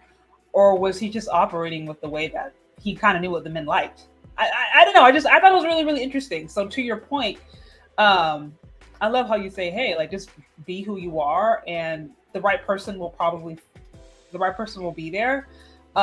It's just, I think there's some women who sometimes, I don't know that we are always like, I think sometimes, as I could say, as Black women, I think sometimes we are taught to look for things that aren't necessarily the healthiest. I can't say this for all other women, but I think for Black women in particular, we are told or we are encouraged to say that we like things or to focus on things that aren't necessarily good. And sometimes we will look over the other quiet guy who doesn't have the great personality or who's just in his books or whatever, and we'll look for the hot guy. And if the hot guy doesn't give us any leverage or doesn't give us any attention, then it's like, oh, we're a femcel. But there's all those other guys around there who might actually give you time of day, but you're not interested in them. I don't know. I could be wrong. Just a thought. Yeah, and that's what I'm talking about. Can you hear me better? I try to move over into a more quieter area. Is this better? Yeah, that's fine. Okay, well, that's exactly my point. You know, a lot of women are yelling, you level up, and I have nothing against leveling up. I think that Black women need to, focus on self-care, getting their body together as far as exercising and, not just look good for a man, but basically just to be healthy. But to me, if you work on leveling yourself up, rather than trying to find a man to do that for you. If you do that for yourself first, you're going to be in an environment where you can meet other productive people who are on your level. I find a lot of times that a lot of women are trying to level up from the bottom, if you know what I mean. Oh, you're saying, so they're trying to level up, but they're not willing to do any of the actual things that they need to do that. They're not willing to look at themselves in the mirror and be honest and say, okay, listen, I probably should, work on my attitude. Probably should, yeah. And so it's like, if leveling up doesn't require you to actually take an honest assessment of where you're at in your life, doesn't cause you to be accountable in any way, shape, or form, then it's just a cute saying, but it's not going to really lead to anything, Exactly. What it does is, like you said, it takes away the accountability. So now all you're doing is looking at the aesthetics, the outside. You're no better than the men that you claim are misogynistic. Now you're becoming a misandrist within your own right, because you're pretty much, propagating what they're putting out there as far as the beauty standards, when you need to be just leveling yourself up. Where are you spiritually? Where are you emotionally? Where are you in your career journey? Do you even know what it is that you want to be and what you want out of life in general? Like a lot of women don't do that. They focus on the aesthetics. They focus on, okay, how am I going to please him sexually, and all these other talking points that a lot of these men throw out here that aren't worth 2 cents. A lot of these men will tell these women, you don't need an education. All you need to do is just to be pretty, and that's it. And that's so untrue. They're setting you up for failure, when statistics show that the women that marry the most are actually women who are actually educated. Mm-hmm. The more educated you are, the more likely you are to be married. So if you level yourself up, you will put yourself in an environment where you will meet like-minded people like yourself, who are also about getting the best out of life. But you don't really see a lot of people with that message. Right. So, it's interesting because I actually see this question. Shout out to Dame C. That's a good question. So there's a few other people in the call, and I want to add him on, if you don't mind, to kind of open up this discussion, because I think this is a good question, and I kind of want to get your guys' perspective on this. Yeah, go ahead. Let me let's see. I got Mr. Z, Black in Effect. What's up? I got what's going on, Shay? I got Better You Life Coach. Yeah, so real quick, I kind of want to touch upon how's it going? So I want to touch upon what the Faith Factor said about, I think, education in particular. So from my understanding, and guys, you guys can jump in if I miss something, or if you don't agree. But from my understanding, when it comes to education and how I think men view education in relation to women, most guys that I know don't necessarily see it. How do I put it? Like, to me, it almost seems like it's neutral. Like, it's not the top 3, or maybe even the top 5 on their list. Like, if she has a good education, absolutely great, amazing, wonderful. As long as that doesn't get in the way with some of the other main qualities, right? Her being nice to get along with, her being attractive, her being cooperative. So if she has an education, great, as long as it doesn't get in the way. But if her education becomes a reason for her to lord it over him or to try to compete with him, that's when it becomes an issue. But in my understanding, I've never seen most men I don't know, or I know have never been like, oh, my number one thing is she has to have an education. Not to say it can't happen, but I've never really seen that as like a driving force. Like I feel like the education is more of how the woman uses it than it is, oh, that is like a primary deciding factor in her attractiveness. If that, I hope it making sense. So I don't know if I'm wrong in that assessment. No, that's a good way to put it. Yeah. It's not a main factor, but it's actually one factor. But Yeah. But it's further down the list. What we don't want is an airhead. Somebody who lacks common sense and basic intelligence and can't function in life. Because you do have those type women that make bad decision after bad decision. Now you don't necessarily even have to have a degree. You don't have to have any of that. But it's just a plus. And by the way, female caller, I don't know your name, but you have a really good perspective on the way you're presenting the information and your thoughts, and that's a healthy outlook. And I absolutely appreciate that, hearing that from a woman. Oh, thank you. My name is The Faith Factor. I have a channel on YouTube. Okay, yes, ma'am. All right, but yeah, that's a good way to put it. It's because you'll hear across the manosphere and you'll hear out in the ether and even on social media, oh, women's education is not important. That's absolutely not true. Yeah. It is just not a top level factor. Mm-hmm. We're going to look at looks first, and then we're going to look at compatibility, and we're going to look at what it is you're doing and where you are in life and where you want to go and all this other stuff and everything else. That's part of the vetting process. It's just great if you have an education on top of that already, or you're working towards one, or if you're working to improve. The thing with the education though, and I mentioned this someplace else, is that sometimes it gets in the way for women, meaning that there's like 3 pillars that women are trying to work on when you're talking about family, career, and education, or relationships, career, and education, depending on where they are in life. And a lot of times it's very difficult to do all 3 well. So sometimes education can take a back seat, or it can be prioritized. And women just have to know how to shift it around so that way it doesn't interfere with either the relationships they're trying to develop or the family they're trying to actually maintain. Does that make sense? Absolutely. Yeah, I would say so. Yeah, but we love smart women. Heck, that's better for us as men. Right, and I love the way that you described it, because to your point, even if, to your point, she doesn't have the education, what's more important is what she's doing with it, how she is, how is her, her personality, her cooperativeness, right? Like her attractiveness, all those different things. And then the education can be a plus. So I love the way that you break that down. I want to back up Kevin C by saying, first, my girlfriend, 4-year degree in history, general history, world history, and so I don't have a degree. She does. I earn more than her, and it's been that way since the beginning. It still doesn't matter because her personality, right?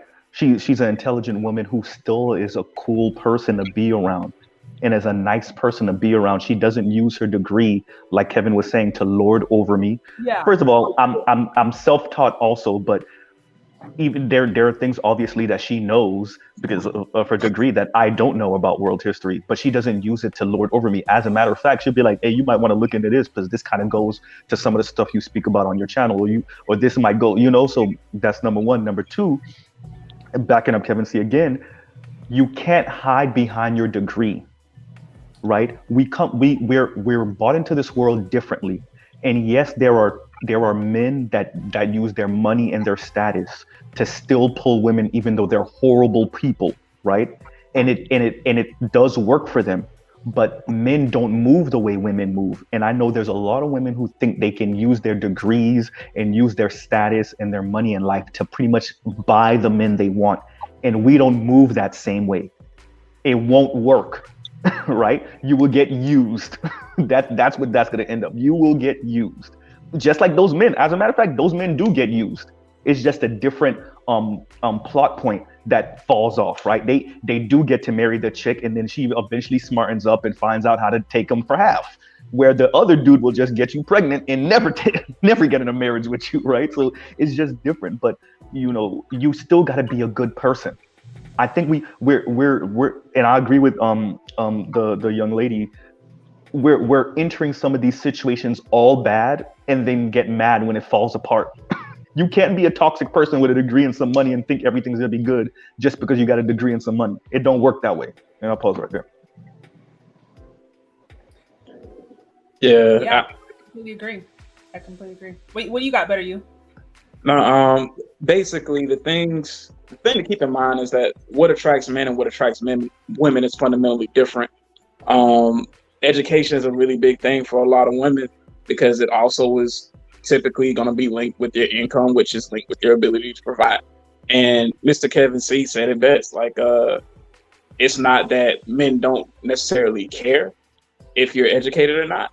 It's really more so, I'll speak for myself.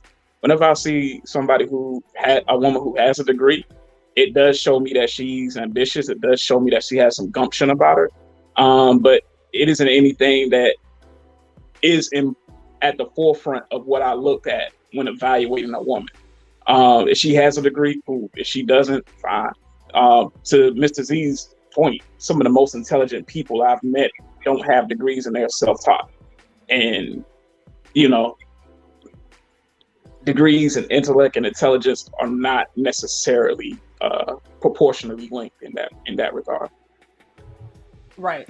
Now, I think you make because you made the point about women, valuing degrees because it's linked to generally linked to a man's ability to provide. But I think it goes a little deeper to just providing. It goes more to status, because I can think of, there's janitors who can make really good money, or garbage men, or truck drivers even. Like, there's certain maybe jobs that don't require education that can make well over six figures, but that may not be considered as as prestigious as somebody who's a VP or a manager of the corporate job. So I think it's not just about the money, but I think it has sometimes more to do with the status. My friends, real quick, all my male friends make $50,000 a year or above, including me, and none of us have degrees. Out of maybe, let me see, 1, 2, 3, 4, 5, like 6 or 7 people. We're talking about police officers, city workers, maintenance workers. Who else we have? We have border patrol agents. All of us make over $50,000 a year, and none of us have a degree. And we do have friends with a degree. I'm not anti-degree. I actually do want to go back to school myself. So this is not like an anti-college education rant, right? Yeah. But it is to say it's not the end of the world, right? And I agree with you about status symbol. My apologies, Better You, go ahead. No, it's fine. No. You stealing all my points, man. My bad. I would like to, as far as the overall Femcel movement, the good thing about it right now, and I want to emphasize right now, is that it's relatively harmless. That's what it's looking. Right. It's just a nice little thing where women who are just having, they want relationships, but they can't get them. And then they just kind of come together and speak and just kind of, talk about like-minded topics. No issues or problems with that. Keep in mind that really, if they wanted to, they kind of have to do is just improve themselves. The way men are required to improve. So that would be the sticking point for me, is that, well, either it's kind of like Faith was talking about, you accept the way you are and you just stay that way, you don't make any complaints about it, and it just is what it is, or you say that way and then you complain about it, but then you don't make any effort to improve. So that would be the contrary dynamic that I would see from it. And again, like I say, it's relatively harmless for right now, but I can almost see it going in the direction as more and more women become. I actually wanted to say something to that as well, because he's right on the money. Yeah. I'm sorry. Go ahead. On my channel, when I talk to Black women about self-improvement, it's very, very difficult when you go into one particular area of self-improvement, and that is body image. For some reason or another, if you try to approach the subject of Black women needing to better take care of ourselves as far as our body, as far as our weight, you get a lot of pushback. I was listening to Pink Pill. I don't know if you guys are familiar with Crystal and Carrison. And she said that she got the same type of pushback when she tried to talk to Black women about body image. And it's an ongoing thing. I have outright gotten cussed out simply because I would say that we need to focus on being healthier as women and to get our weight and our BMI levels down. So when you go into that, you'll get a whole bunch of people in there with the body positivity rhetoric, like, oh, you know, you have to love yourself the way you are. You're skinny, but you're ugly. You know, you get a whole bunch of pushback simply for saying we need to focus on being healthier as women, as a group. So, you know, that there's a lot. What you just said, I don't know your name, the gentleman down there at the bottom that was just talking. What was the name? Kevin C. Kevin, you might be on mute right now. You're absolutely right. You're absolutely right. There's a lot of responsibility that a lot of Black women don't like to take for our own selves. And so we like to blame other people, and we would rather make people accept us the way that we are instead of bettering ourselves. So you're absolutely right. That's the point you were talking about, trying to improve from the bottom up. Yes. Or one aspect of doing it. And this kind of goes to that whole sex positive, body positive stuff. And what has happened with those movements? They started off rather innocent and nice and cool. And now it's kind of turned into, well, you better accept me. And you better accept the fact that I'm sex positive and I do what I want. And you can't say anything about it. And you dare not criticize me. So stuff like this has the potential to go in that direction. You know, I wanted to touch on some. Okay. I'm going to say, because I want to turn your attention real quick to the question that I have up that shout out to Dame C, he put through. I thought it was a rather interesting question, and it's kind of related to what you guys are saying. But it reads, Shay, hey, wait, what happened? Where'd you go? I just lost it.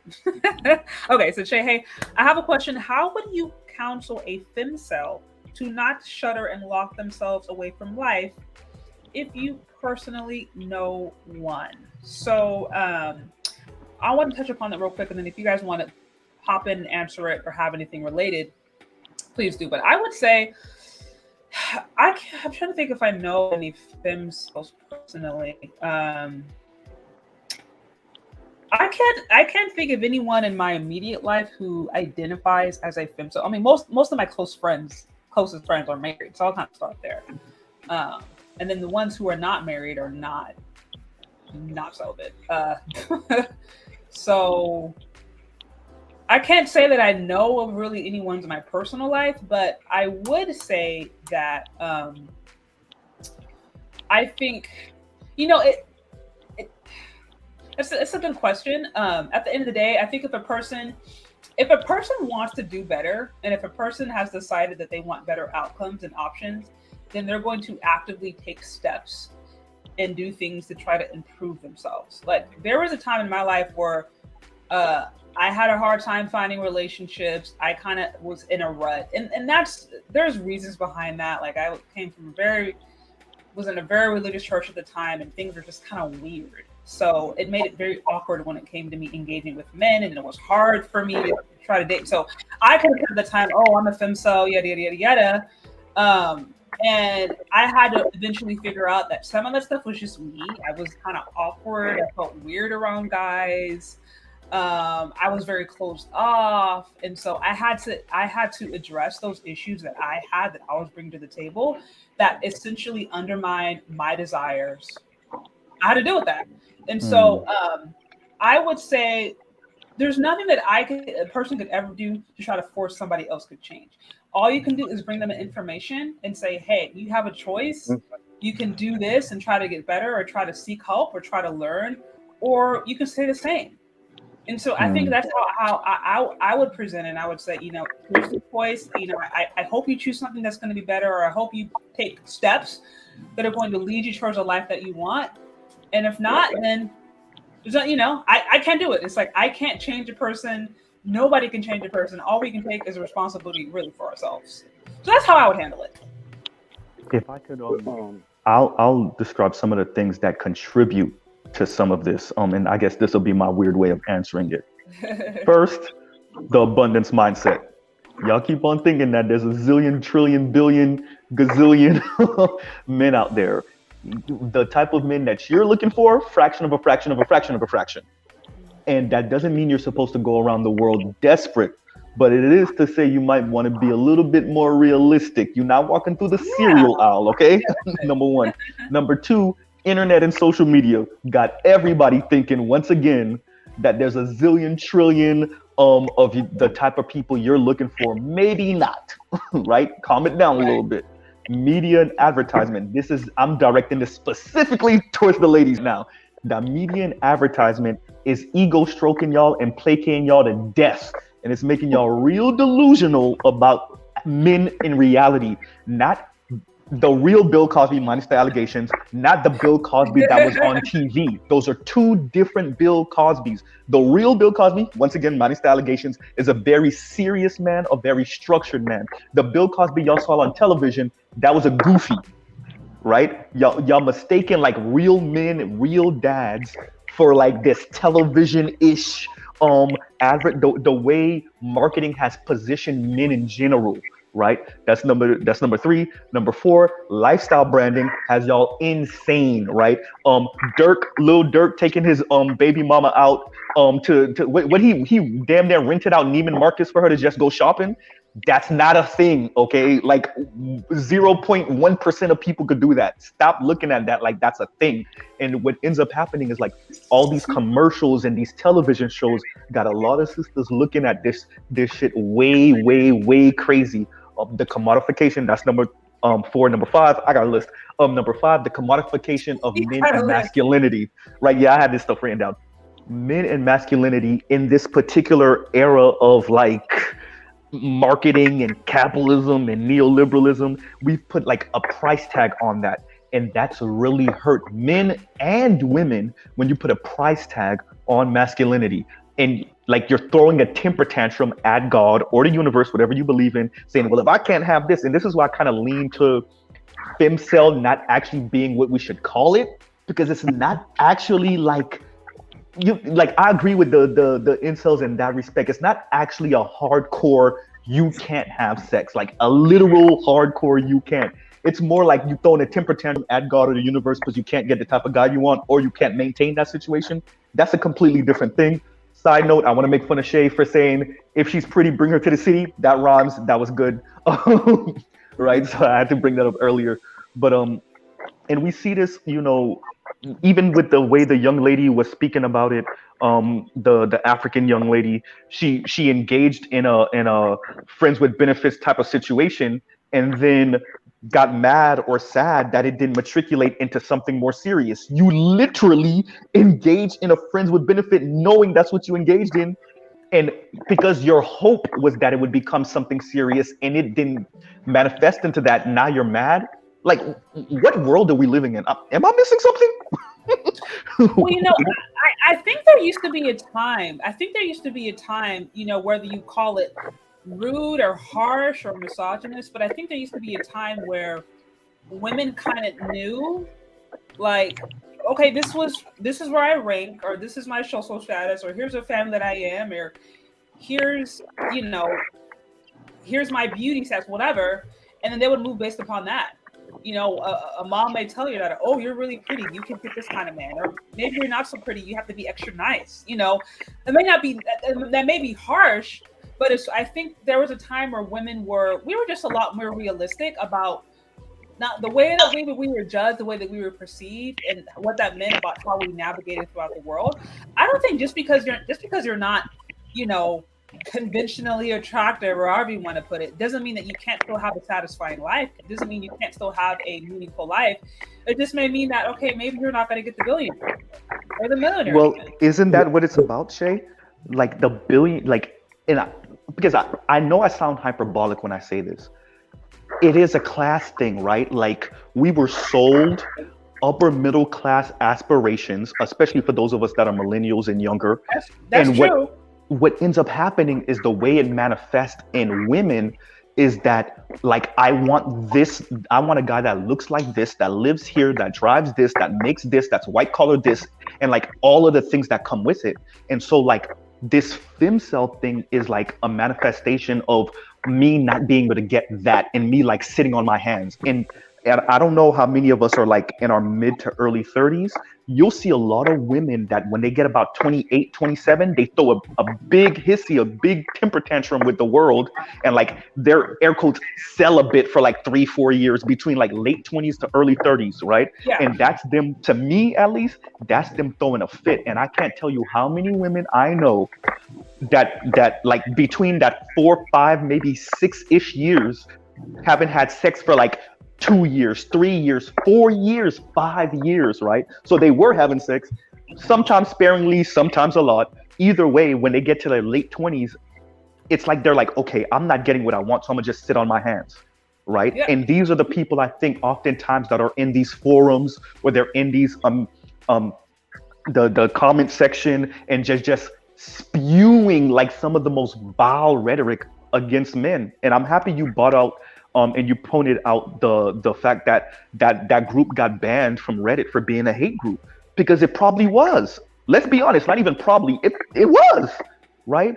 If you get banned from Reddit, and Reddit got some of the most vile stuff on it, so if you got banned from Reddit of all places, yeah, you know what I'm saying? And I'm like, in a place like that, I mean, women, there's it's hard as women for you to say anything about men that's not going to be considered acceptable, because the bar is pretty low when it comes to, you know, the respect towards men. It's pretty low. I mean, we literally had women online laughing, or on television laughing about a man being castrated, and like the bar is low. You know what I mean? So like for that to have happened on a platform such as Reddit, where they are well known to have had all kinds of crazy things, it's like that's why I'm like, do I really believe that this is all peaceful? I don't know. I don't know that I believe that. Lion Selassie, I think your background. Yeah, I've actually coached a couple people who they might not describe themselves as femcels, but they basically meet the description and the criteria you laid out in your dissertation. And for them, I agree wholly with the assessment that the incels had. Like, yeah, it's not that you women can't have sex, it's that you're trying to get this particular caliber of person that frankly you don't qualify for. And basically it's like, yo, you know, you don't have much going for yourself other than you have a degree. Well, better you. And this goes to what Shay was saying, there's nothing wrong. Okay, God or universe, I want this, I can't have it, I'm gonna sit on my hands. Cool. But it's the complaining, right? That's like Shay was saying, that's when we get into like some dangerous territory. It's the complaining, right? It's the temper tantrum. It's the talking about men, black men specifically, like we dogs, because you can't get or keep what you think you deserve. And this is what it really comes down to. It's a sense of entitlement. Oh, yeah. Right, and a sense of narcissism. When your narcissism runs smack into the wall of reality, then you shatter. And what shattering looks like is either incel for the men and femcel for the women, because now you throw in and I keep on going back to this. It's a temper tantrum. It's an adult temper tantrum. Go ahead. Hold on a second. I'm gonna have to take up for the femcels for a second, because you're right. It's not that they can't get sex, and I don't endorse women just going around having sex willy-nilly. So if they don't feel as if they're going to be respected in the situation, then certainly they should not be, you know, lowering their standards and opening their legs to just anybody. So I do applaud them for, you know, knowing what they want and not, you know, settling for less. Hey, you know, I'm sorry, go ahead. No, but real quick, because there's nothing. So I agree with you, but then it can't be femcel, right? Because the cell part of cell is celibate, right? So they're voluntary. Yeah, see, yes, that's what I'm saying. Are different than the incels. The incels are involuntarily celibate. The femcels know that they are voluntarily celibate, but they're still a femcel. Faith has a good point with that. Yeah. I actually was going to actually applaud them for that because, there's a level of self-respect there. They don't want to be used, and they're not, being very liberal with how they, allow themselves to engage in, activity that has nothing to do with bettering themselves or making them feel good about themselves. So if anything, that is one actual positive aspect of it. The self-respect, there is a line. And the only thing I would say to Mr. Z's points where he went down his list is that women should manage expectations, meaning that if you can't get the guy that you're trying to get, then just adjust from there. Now, you're asking for a lot. I have a question as it relates to that. Why do you think? Because men can't really ask women this question without getting a whole lot of oomph on this. But why do you think that is the case with I'm not gonna say all women, let's just say some women where they can't get the type of guy they want and they're really shooting for the moon here, and then they're upset they can't make it happen. And now I know you pointed to entitlement, Mr. Z, but is there something else behind that, Shane, you think? Well, That's a really good question. I mean, there was something that Mr. Z said that I wanted to touch upon that I think relates to your question, and I'm just like, it just like the thought just left me. Man, I'm gonna get you on track. Man, well, yeah, you continue. I'll see if I can remember what I was gonna say. Okay. A person that was maybe a femcel that nobody thinks about. Get ready for it. Bell hooks. Ooh, yeah, Mr. Z went there. Bell hooks didn't have sex for 17 years towards the end of her life, right? And that's femcel behavior, y'all. That's femcel behavior. So once again. So I agree with the young lady was saying, and I applaud them for sitting on their hands if they're not getting what they want. But then what ends up happening is we have the internet, and they're not just sitting on their hands and like huddling together and giving each other hugs and singing Kumbaya. No. They're on the internet, and some of these comment sections for all these divestors, how many of them y'all think are not femcels? Oh, that's don't want to fit. You see what I'm saying? Because think about it. Yeah. Go ahead. Well, you know what? This is a person that I don't know if she's a femcel or not, but her behavior is very much like what you guys are describing. Do you remember Stacey Abrams? Yeah. Yes. Ooh, yeah. Okay, now when she was on that interview and she actually tried to blame her weight on white supremacy, that is the laser sharp definition of blaming everybody else for things that you yourself have control over. And this is the problem that I have with a lot of the femcels. Instead of you, because she was sitting in an interview directly across from a woman that looked just like Shez.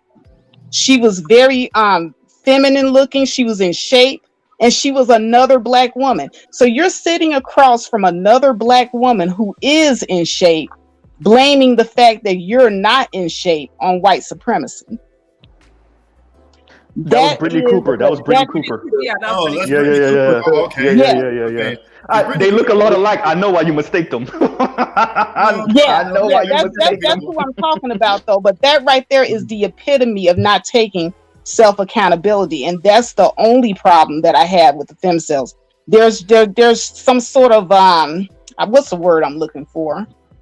It's delusional. There's a bit of a delusional mindset of what you can get at the point that you're at now. And if you want what you want, what are you willing to do in order to get it? So instead of Stacey Abrams saying, I need to work out and maybe eat better, she would rather say white supremacy made me fat. I mean, didn't we see the same thing with Lonnie Love? Y'all remember before Lonnie Love was in that relationship with the white dude, how she was pretending that she was having such a great time being single. Then when she finally gets in the relationship with the dude, she's crying on the show. Oh, we just got to be open to love black women. Right? Like she was doing the same thing, right? And I'll end with this. There's a story of a former model white lady who, she's older now. And she's blaming it on ageism, right? And she doesn't like the way that she's going to some of these bars or going out, and she feels invisible now. Lady, you were a whole supermodel, right? So like, it's the same thing. It's I'm not getting what I want, or the type of men of the caliber I think I deserve. And so I'm going to throw a fit. I'm going to write articles. I'm going to pretend like I'm happy when I'm not. I'm going to insult men. And like you were saying, I'm going to blame white supremacy. It just, the way it manifests is different than how it manifests with men. And last point, a lot of these incels are committing suicide. I hated that they were making it seem like a super violent thing. They either stay by themselves or they commit suicide. Very few have actually gone out and committed violence against women. Most of them off themselves before it gets anywhere near that. And I'll pause right there. Yes. So I want to touch upon a couple of things that you said. See if I can try to wrap this back into Kevin C's question that you made a few minutes ago. I know we've kind of progressed. So just to reiterate, the Femcel and Incel movement is something that is cross-cultural, right? So I know we've kind of talked about how it has impacted the Black community. I've had this question myself as to whether or not a lot of the different avatars, a lot of the different women who flock to divestment ideology, if they are in fact now Femcels themselves, just because of their violent behavior. But either way, this is something that is cross-cultural. We're seeing this impact people on all different ethnic groups. With that said, also want to reiterate the fact that Femcels, what makes it, and this can maybe go into the delusion part, because when you look at all the different sources, the way they frame Femcels, they frame them as women who are unable to find romantic relationships. So they put it as if they don't have a choice. That is the framing, that these women are unable. It is outside of their control. It is outside of their ability. That's how it's framed. Now we understand when we start to look deeply into it and actually look at the details, we know that actually, no, these women are making a choice. It's just, and they do have agency in it.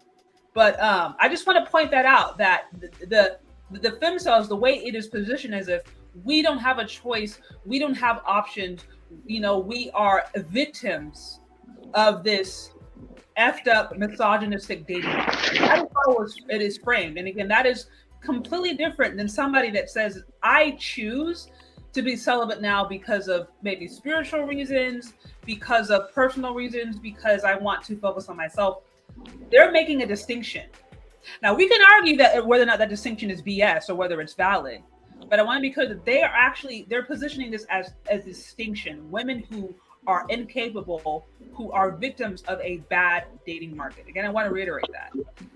But you know what? I want to say something, because the incels act as if they don't have choices and options, but they too do have the choice and option. They could get the female version of themselves.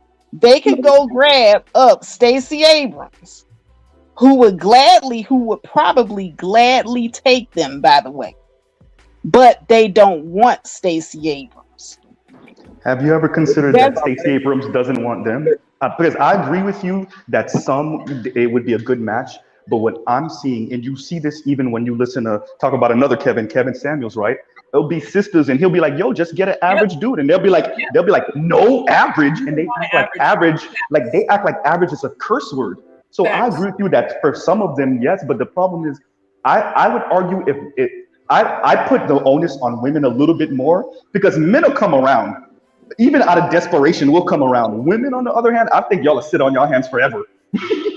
No, what I think is men will come, but they will not marry. And this is what I'm talking about. Even with the incel, they will go and sleep with Stacey Abrams. They will be in a 10-year engagement with Stacey Abrams, but they're constantly looking for something better than Stacey Abrams that they don't qualify for. Yeah, I can't disagree with that. I agree with that. I think it's both, right? So the women are looking for more than sex, and the men are like, yeah, no, because it's almost the situation of like the women that lose the weight, and then all of a sudden they act like, oh my God, I could date whoever now, right? So I think it's both looking. It's just that the man is more likely to level up financially, and then air quotes, not even air quotes, buy the woman he's looking for, where the woman would have to go on the diet and whatever, and it might be a longer process for her to like get that level of guy she's looking for.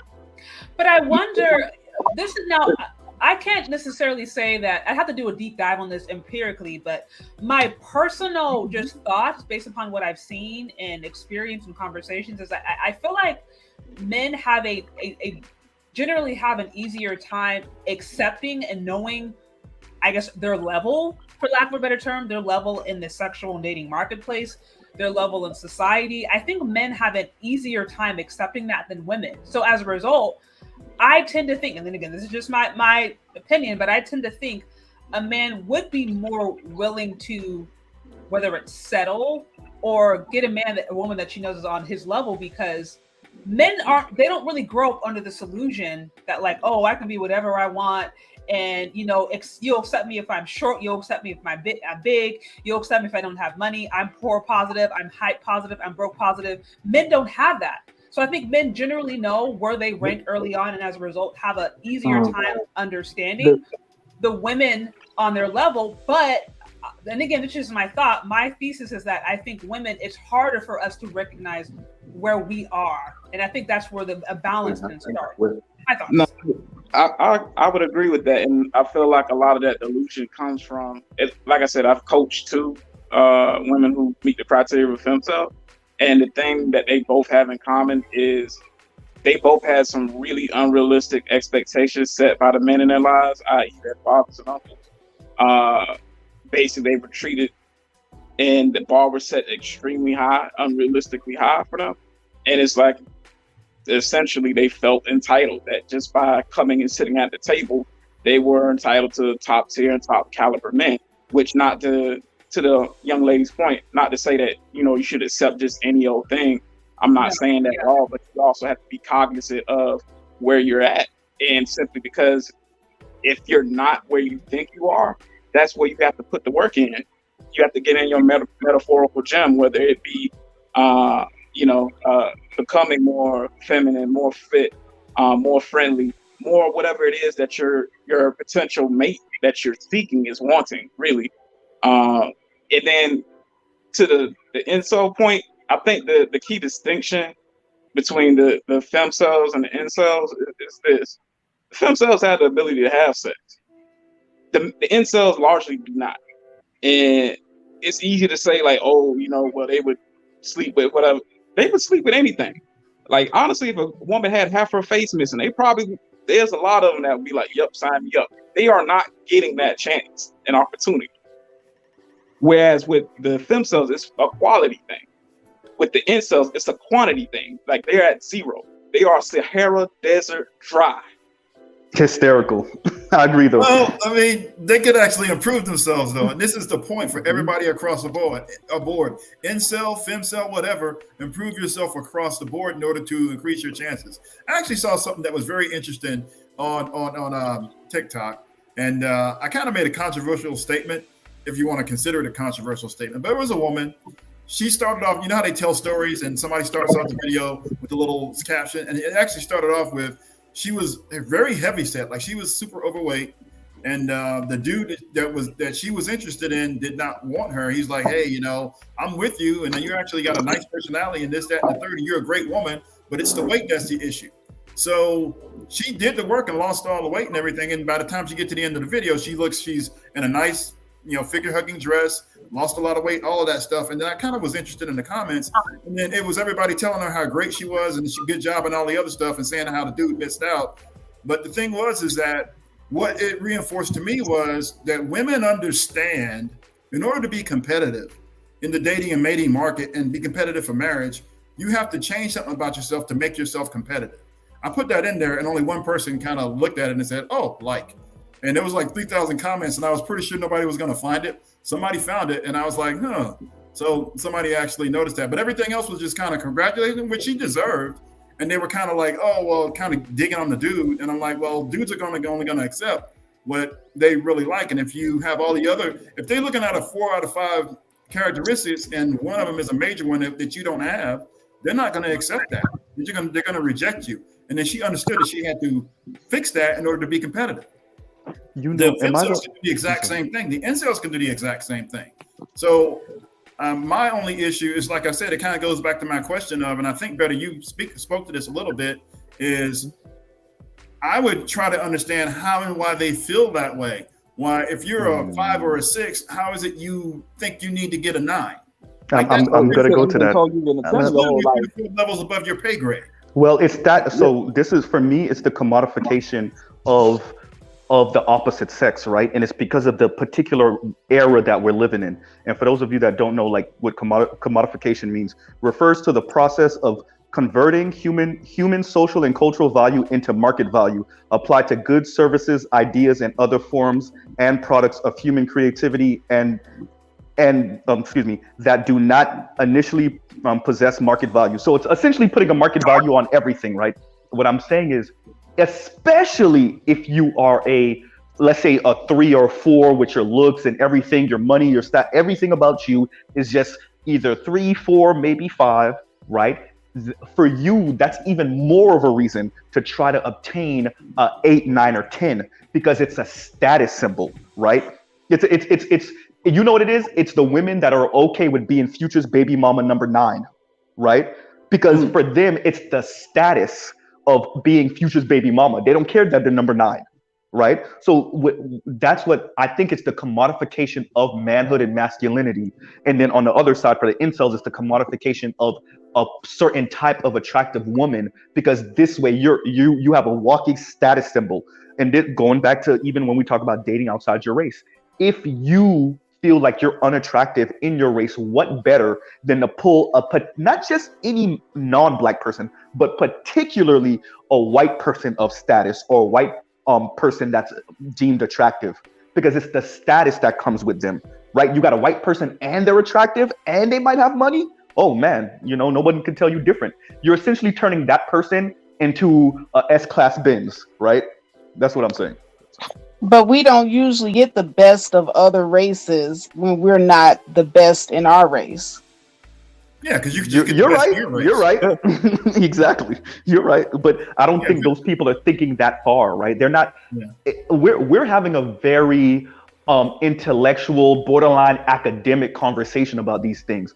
These people are just feeling their way through, and they feel undesired, so they want to feel better by getting another person to make them feel better about their lowly existence, really, But let me ask something. Can I ask a question, please? To the panel, to everyone, what exactly is holding the incels back? What makes an incel? What holds them back? Because I know what holds a femcel back. But what exactly holds an incel back that he can't get sex whatsoever? So I'll answer that.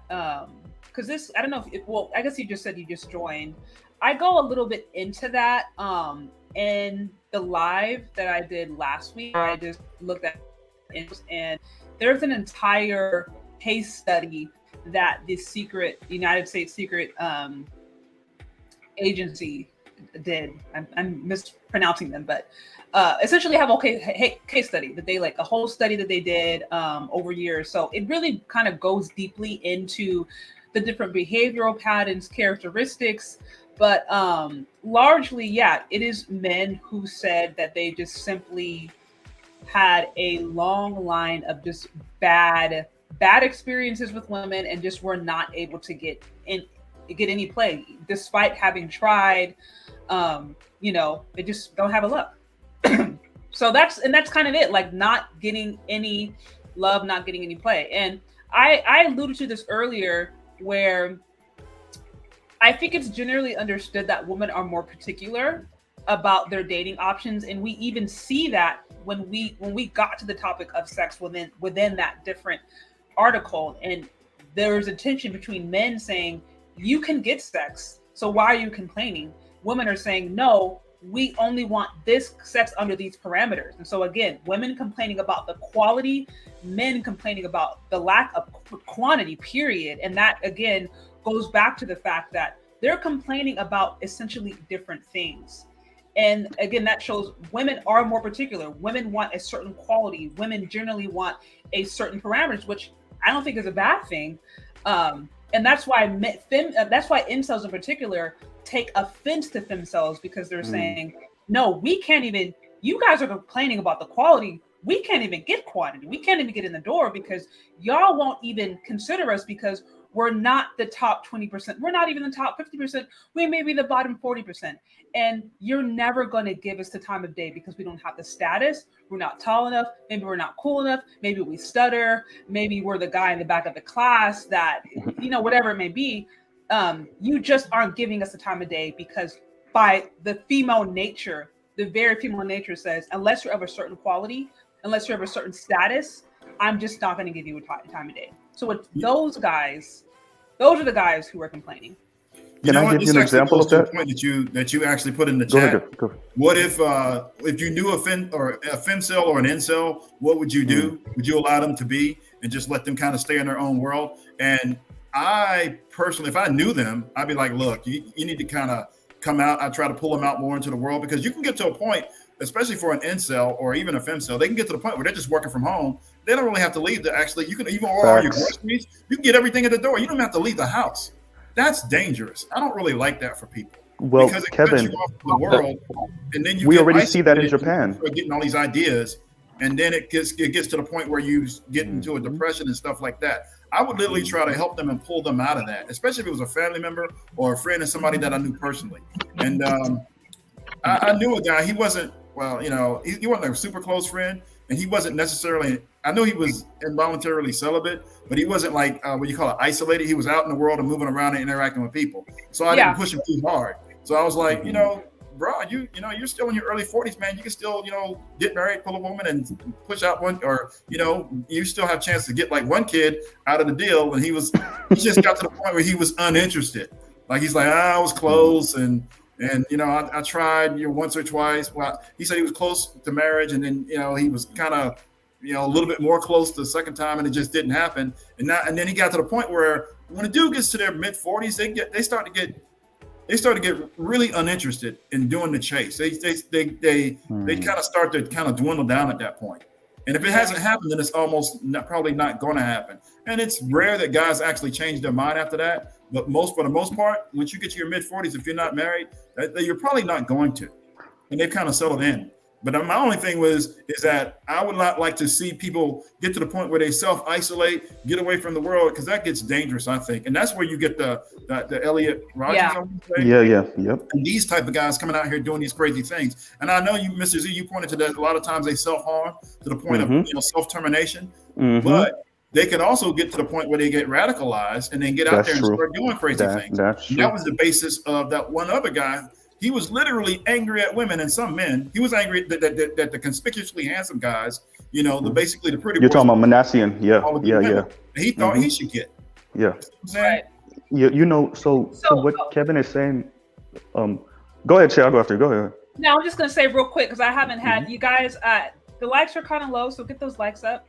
Get those likes up, please. Also, send in some love and support. It's been a little quiet on the super chat and the cash app. So send in some love and the support on either of those. Also, I'll be sure to acknowledge all super chats. If you like what we're doing here, like what this is about, support your content creators, folks. Anyways, Mr. Z, I'll let you continue, and then I'll probably wrap this up. So two points. What Kevin was speaking to, we see that going on in East Asia, right? We see that in China, we see that in Japan, we see that in South Korea. Japan's situation has been there for over a decade now. They call them herbivore men. And then they have the other. The English translation is shut in. I can't remember exactly. It was oh my God, I forgot the actual Japanese terminology. But these are the people that pretty much stay in their house or their apartment. Either they're living with their parents or they have a job that they can do online. And they literally, like you said, they order everything. They never leave their home, right? And then the overall herbivore men are the men not having sex. These are younger Xers, millennials, and now Gen Z. And obviously they have their female counterparts. Japan is a whole craziness because when they did a study, it was like damn near a third of young women that were not only uninterested in sex, found it disgusting, right? So it was like, whoa. So that's Japan's situation. South Korea has a birth rate of like 0.9. And it's gotten so bad that like the social services do not know what they're gonna do with the horde of like single women that's in their mid 40s and younger as they age, as they get into like the social security age. The system is not built for so many single people, generally speaking, but single women, particularly aging into 80 with no help from a child that they never had, siblings that that their parents never had, right? And so there's no nieces and nephews, there's no siblings, and there's no children. So like, what are we gonna do with these people? China, it's bad because because of the one-child policy, they have like 30 some odd million more men than women, and those young men and some others are doing the whole laying flat movement, which is like, I'm not doing anything, or I'm just going to do the bare minimum to subsist, but I'm not doing anything extra. Everything I'm interested in life is not that expensive, so I'm perfectly okay. I can see that happening in America. As a matter of fact, I think we're already seeing the beginnings of that in America. We're at the start of this. Exactly. And to the last point I wanted to make is we kind of already see certain people saying these type of things. Shay covered a Chrissy video not too long ago, and I remember Chrissy saying something when she was going back and forth with another content creator, saying, "Well, if that's what marriage looks like, then I don't want no parts of it." And like when you expand that out, when you expand that out, you see that type of sentiment with dating, with marriage. It's like you can equate that to that whole no struggle love movement, right? When Shay's married, I'm in a long-term relationship. From my understanding, Kevin, you're married. We all know love is struggle, period. You will struggle. It may not be financial. It might be something else. You will struggle, period. And so what you see is people with their like a Disney-esque worldview or Disney-esque idea of relationships and love and marriage and all this other stuff throwing a fit because once again, they can't have it exactly the way they want it. And they're sitting on their hands. Once again, the difference, and I could be being biased, I think that particular sitting on your hands applies more to women than men, although I will not say that some men can't level themselves out of that situation. But I think it's a little different, and I'll pause right there. Yeah, hey, just Mr. Z, real quick to your point as it relates to Asia and the Herbivore movement and all those guys that are the population that they're losing. So Japan and you said South Korea, right? They're relatively they're super homogeneous societies, and they're very proud of that, by the way. But if they don't actually replace their population, they're going to pull more people in. Yeah, and they're already stealing people, if you want to call it that. It's almost like they're driving people to pay Paul or bringing in women from other countries in order to make up for the fact that they don't have the men in China. Or the women in China to actually marry out the men that they're supposed to be using to reproduce the population. So the thing is that when you mess all of this up and you introduce non-natural or unnatural factors into dating and mating, and you try to screw up the pool, then these are the outcomes that we get. Yeah. All right, and we've already done that to ourselves here in the United States, and then the genie is out of the bottle, and I don't know if we can put it back. So we're already getting stuff like incels. That's the question. And people who are overpricing themselves, and dudes who are checking out, men who are checking out, women who are checking out. It's not natural for us to be doing this, and there's going to be residual effects from all of this stuff that we've introduced unnaturally into a natural dating and mating environment. Corey, I'm not going to say it the vulgar way that Corey Holcomb, he's my favorite comedian, he says it. And his Shaq stand-up tour, he was part of the Shaq All-Star tour, I think back in 2010. And he was kind of making a joke, and he said something, well, not kind of, he's a comedian. He was making a joke, and he was saying, ladies, don't overprice your hoo-ha out the game, your vagina out the game this weekend, because these bum women understand that $10 a head will go far. Now that's funny, whatever, but the concept of overpricing yourself, and I'm going to exactly what Kevin was saying, overpricing yourself out the game, and a lot of people are doing that, men and women. Once again, I put a little bit more onus of this on the women in this respect, but pricing yourself out the game, right? And once again, the commodification of the opposite sex on top of that, then you have just a combustible mix of delusion, of an adult that's throwing a temper tantrum. It's just a bunch of things that's kind of in that pot that's stewing. And a lot of people, and at least we're having this conversation, right? Once again, an intellectual conversation. These people are not, they're just jumping online and watching and reading things to reaffirm their worldview. And once again, it's their worldview not being challenged makes this even worse. We can't have 15, 20, 30%, maybe even more of young people never get married, never have children. You know, Right. our system is not built for that, right? So I'll pause right there. Right. Yeah. So I think I'm gonna try to wrap this up, guys, in the next few minutes. So you can finish your point and then final thoughts. Also, guys, for those of you who are logging on, hit the like button. Like I said, show support to the show. It's been kind of quiet on the Cash App, so show support to the show. And yeah, guys, like let me know what you got, Better You, and then we can do some final statements here. Gotcha. Yeah, I think we kind of hit a lot of the big talking points on that, on this topic. Mm-hmm. Well, actually, like I said, I've coached a couple Femcels, and I knew a couple guys who were Incels, and I would say like this isn't pertaining to all of them because I know there's nuance to everything, but there's a good chunk of Incel guys. I know it kind of when we hear that, we kind of think of like the guy in the basement. I think the term you were looking for, Z, is kotaku over in Japan. And I also heard hikikomori too. Yeah. Okay. Thank you for who said that in the comments. Somebody said it. Thank you. Okay. Yeah. So, but like, there are a lot of guys who just, frankly, the ones I've encountered, they're awkward. And my advice to them really would be this: you're not in as bad a place as some of these other guys. Like, there are some guys who is like, yo, they probably never gonna have any luck, and if whoever bless them, like they go be a saint to them. That this ain't for those type of guys. These guys are like, you know what, I just ain't having that luck. If you find that you're kind of awkward, if you find that you're kind of weird or quirky, lean into it. Be confident. The guys who I know who did that and just kind of accepted that, like, yeah, this is who I am, and I'm just going to lean into it, and either people go like me or the ladies go like me or they not, then I found they had a lot of success that, and they got into different spaces as well.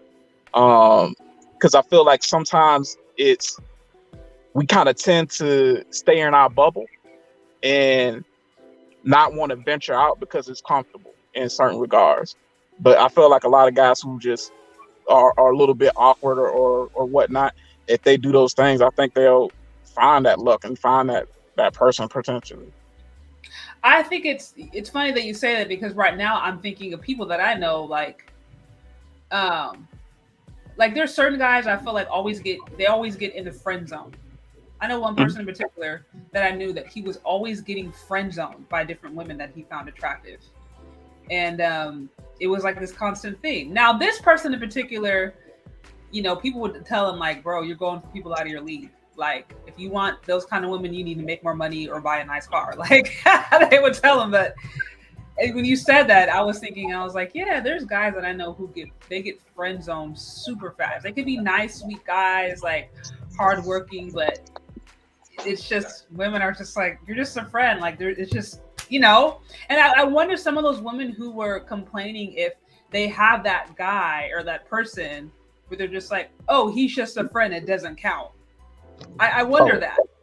Undoubtedly. Like, I know I worked in call centers, and you hear people talk, and I can tell you, like, the meme of like the woman and she got like a dozen guys, like hair, nails, rides, food, etc. That is anecdotally very true in my experiences working in call centers. Like, women have harems. Male harems, yep. Male harems. But it's just a friend, so they don't see it. It's like, oh, that's just a friend, it doesn't count. But it's a friend because you want him to be a friend, not because he wants to be a friend. No, Exactly. Fact. They're just bringing them along. That's all it is. Can I ask the Bring women them along, something? keep them in the orbit. This is a question to the women, because I think Faith actually spoke to this just a little.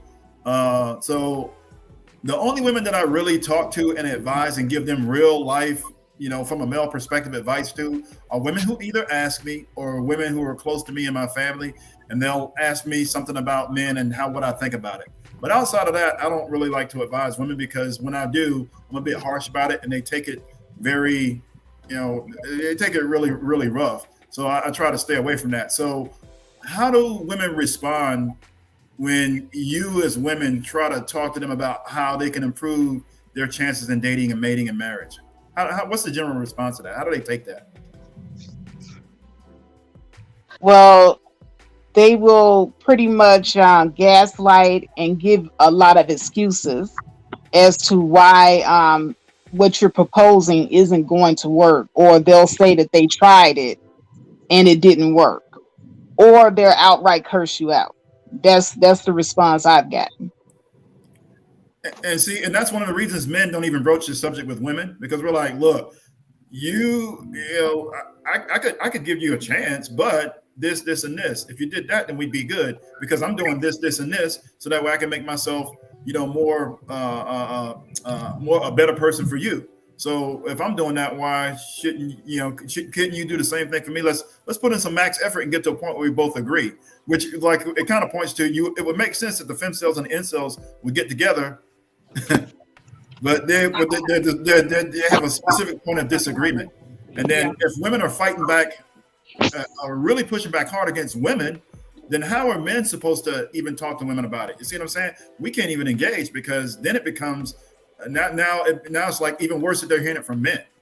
I would really expect that women would be able to take advice from women better, but doggone, I mean, I don't know how we're gonna move the needle on this if nobody's taking any advice from anyone. You're not. Like, you're not. Yeah, I agree with Shay on this. Now we get the second, third, and fourth order effects that I was talking about, where things are unnatural, things aren't happening, people aren't getting together the way they're supposed to, and now we have an imbalance. Well, it speaks to delusion that we were. Look, okay, let's go with what Kevin was saying. I'm gonna make this quick because I know Shay's trying to close out. Men are not engaging. Sisters like Faith, even Crystalline Karazin of all people, the Swirler Queen herself, said that, hey, when I talked to him about their weight, it turned into a different type of situation. She said that to Kevin Samuels, right? Like, so that lets you know, like what we're dealing with. But here's where this is when it gets dangerous. White racist media has capitalized on women in general in this particular way, and then selling them that body positivity, not because these particular men actually believe in it. Actually, go look at their wives, go look at the CEOs' wives. They don't look nothing like the women they be selling this type of body positivity to, right? But they see a market there. They see a market at placating these particular women. So they placate them. What ends up happening then is that these women, they go from 30-something, 20-something, where, yeah, she may not be all that, but she's still young and she kind of cute, so people will still deal with her. Then 30-something, she ain't mad at the world like that yet, but okay, whatever. And as she approaches late 30s and early 40s, and I use the wall a little different than other people, when that biological clock starts ringing off the hook, right? When the skin starts sagging just a little bit, right? When you're just natural bubbly nature from being youthful starts to wane, now you got an issue. But that's because you didn't want to listen to anyone, and white racist capitalist media capitalized on your delusion.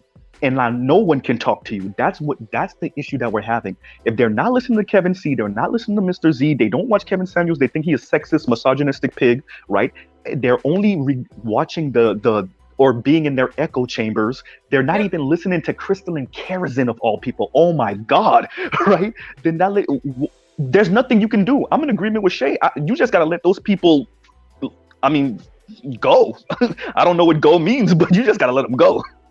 You can't change somebody to want to change. A person has to themselves decide that they are ready to change, or at the very least want to take different action. They say the definition of insanity is to do an exact same thing expecting a different result. So somebody who's insanity, continue to let them do it, and then hopefully, by God's grace or by some act of, who knows, kids, whatever, like, they may figure it out or they may not.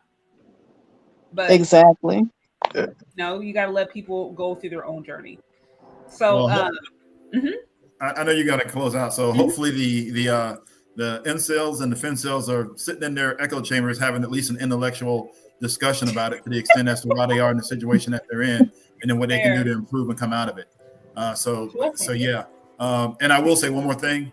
So Brittany Cooper, yeah, I know somebody mentioned her, but I think she's at either master's or PhD level. So people listen to her. PhD.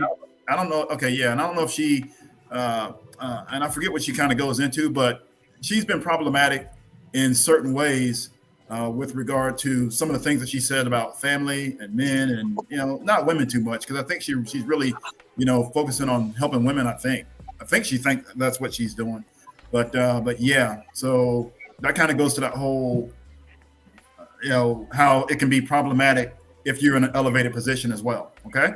Yeah, absolutely.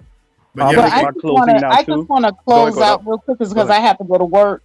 But I did want to say thank you so much, Chaz, for allowing me to come up. It has been a honor, and I've had so much fun talking with everyone on here, Kev, and the other two fellas. I don't know your names, but it has been wonderful. It's been good. Yeah, I'll definitely check out your. I'll be sure to check out your channel. We got the Faith Factor, Mr. Z, Black and Effect. Both of y'all have channels. Better You Life Coaching. Do you have a channel too, or you just kind of? Yeah, I do as well. I started maybe 2 months ago. Okay. It's Better You Life Coaching. Awesome. Better You Life Coaching. Okay. Yes. Well, I just wanted to close out with this. Black women, we need to, and Black men who claim to be femcels and incels, there's a lot of low self-esteem hiding behind those labels. And right now, even with the femcel label, I believe they're going to repackage it under the Black women empowerment movement. They're already doing a good point. That's going around, and I know you guys have seen it. But a lot of the stuff that they're saying is a lot of the same anger, a lot of the same vitriol, and it's just being repackaged over and over again. No matter how much you repackage it, it still comes down to how you feel about yourself. It still comes down to whatever it is that you're complaining about and whatever it is that you're trying to accomplish. You have to look in the mirror and try to figure out, are you going to make changes to yourself in order to accomplish the goals that you want to accomplish?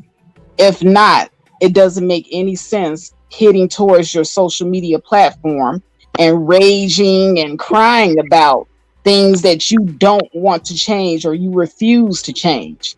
And that's what I see with both the femcels and the incels.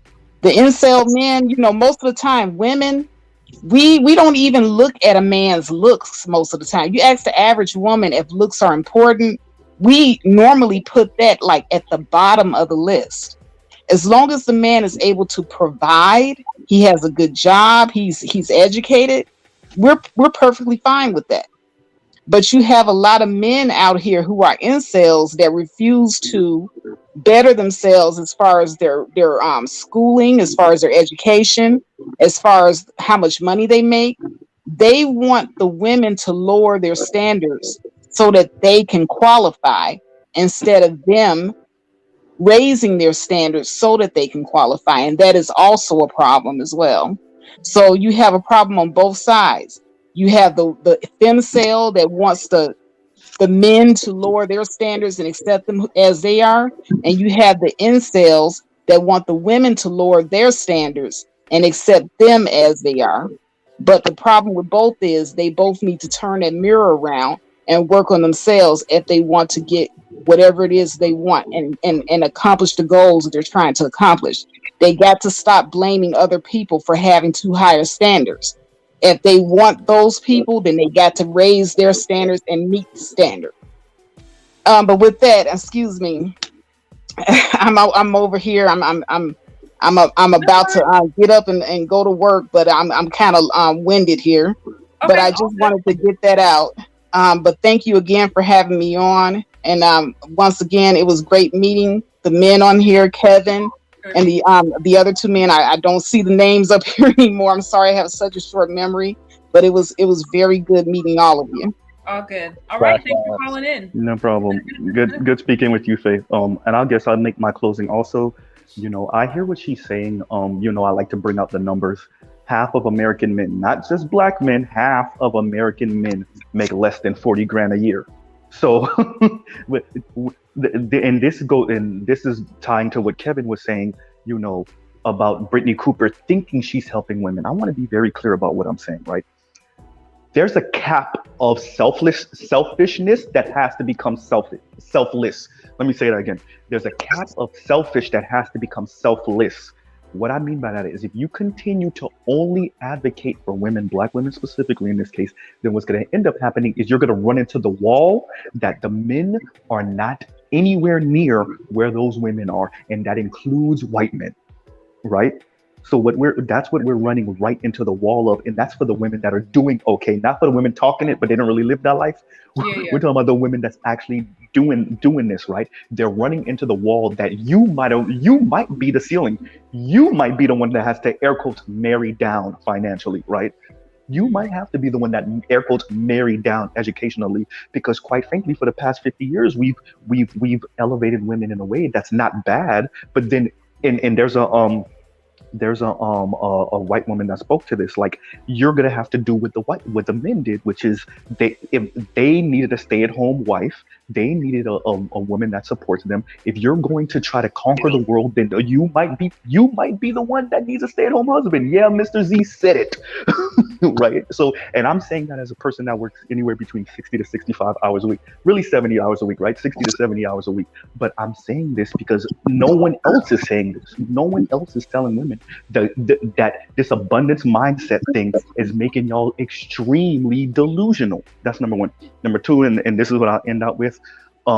Like Kevin said, this idea that you might just be helping women, it's working, and it's working against women. This Femcel movement that we see going on, like Faith said, like the young lady said, it is already being turned into like the Black woman empowerment movement.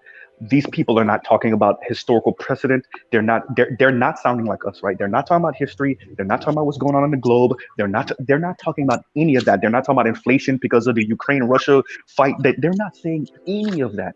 And what that means is that they're looking through a straw at the world, right? You're looking through a straw at the world, and you get in your echo chambers and regurgitate these talking points over and over again, and it's actually detrimental not only to your male counterparts but to you in the long run.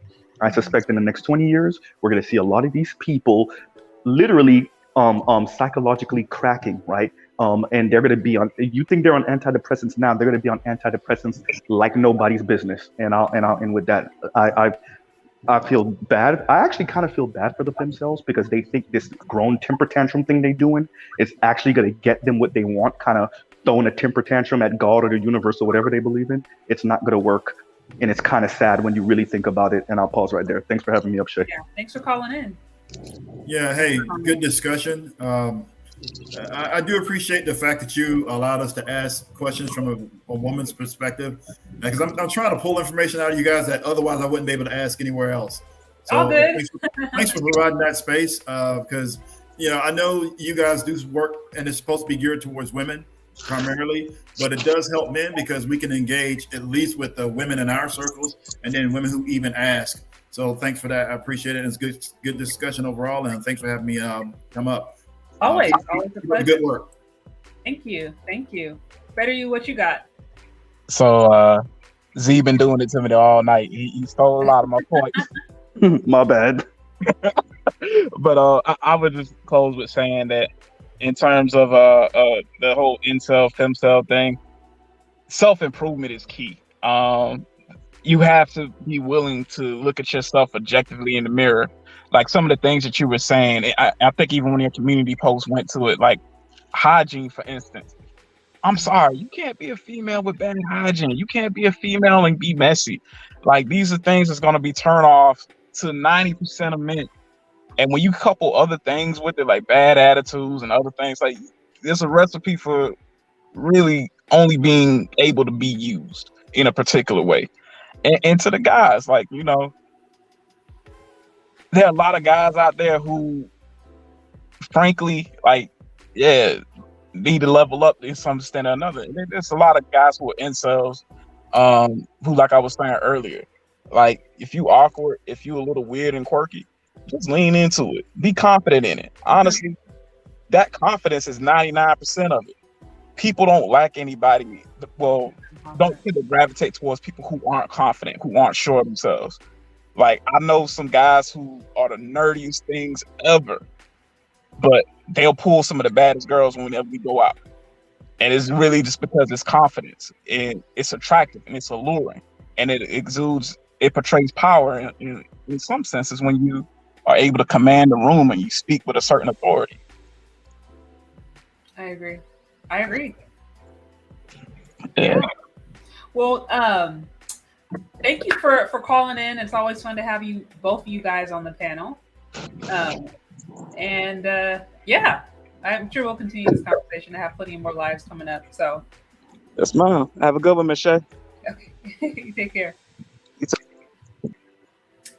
Yeah. So, fun discussion, fun live. Again, thank you guys. Those of you guys who tuned in. Don't forget to show some love on the Cash App or Venmo, Shay Sharday, or the Super Chat. Again, I want to give a special shout out real quick. I did see a Super Chat come through earlier. I want to make sure I acknowledge TJ Hana. I see with the $4.99, it says, sounds like I missed a good stream. Hopefully there's a replay. Yeah, there's definitely a replay. Check this one out. Also, you can go back and check out the one I did on the Incels last week. It was so this is kind of like a continuation, like a 2-part series. So yeah, check it out if you haven't already. And again, guys, thank you for tuning in. I hope you learned something. I will say this, I agree with the callers that at the end of the day, a person has a choice. Sometimes, it can be hard to face the reality that you're in or your current situation, whether it's maybe not being happy with your financial situation or your weight or maybe relationship prospects, whatever it may be, but the good thing about life is that, there's always an opportunity to make a better choice. And so there's a lot of things that we can't control everything, but we can control ourselves and we can control, at the very least, our actions. So, a person can be a femcel or an incel, but that doesn't mean that is a life sentence. They can learn how to get better relationship skills. They can learn how to engage. They can maybe deal with their low self-esteem issues, deal with their whether it's their poor body image, maybe even the poor hygiene. Like there's things that can be done on both ends to improve a person's relationship prospects. And so I think that's the good thing, and that is a hope that like there literally are ways to change. It's just a person has to be willing to do it. And I can say this as somebody who maybe there was a stage in my life where I, for all intents and purposes, could have been considered a femcel because I had very difficult times in relationships. I mean, I always chose to be celibate, but even apart from that, I had a hard time meeting different guys or felt like, oh man, there's no good guys out here. Or like for a time I was kind of blaming it on the situation. And when I started to actually be self-reflective and started to look at the truth and acknowledge maybe areas in my life where I was shut off, closed off, maybe awkward, uncomfortable in certain things, hitting off vibes that literally said keep out, like just all these subtle things about myself, my self-esteem that was undermining my desires to find a healthy relationship. Once I dealt with that stuff, then things started to get better for me. So and of course not pretending, like of course everybody's story is different, everybody's story is going to be unique. But being at a place where you're an incel, quote unquote, or femcel, or just essentially having a hard time in relationships is not a death sentence. It is not necessarily this is going to be your life. It is something that you could, choose to learn or maybe choose to make better decisions to try to, at the very least, increase your relationship prospects. So that's the good news. Also, real quick, I did see some people coming on. Just to reiterate, incel and femcel, this is not specific to the Black community. Now, I know we kind of touched upon that just because the majority of us are that, but the incel movement is cross-cultural. This is a movement that is multi-ethnic, really. So don't think this is just something that's just being a term that's being applied to Black women or Black men. It's not. This is something that is just applied to people who hold a specific set of behaviors. So anyways, that's what I got, guys. I appreciate you hanging on. It definitely show some love and support. Hit the like button if you haven't. Share it with someone that you think may find it interesting. And tune in tomorrow for another interesting topic live, where we will be going over we'll be talking about a white man's perspective of divesting. So tune in. It should be fun. And yeah, we'll talk later. Bye.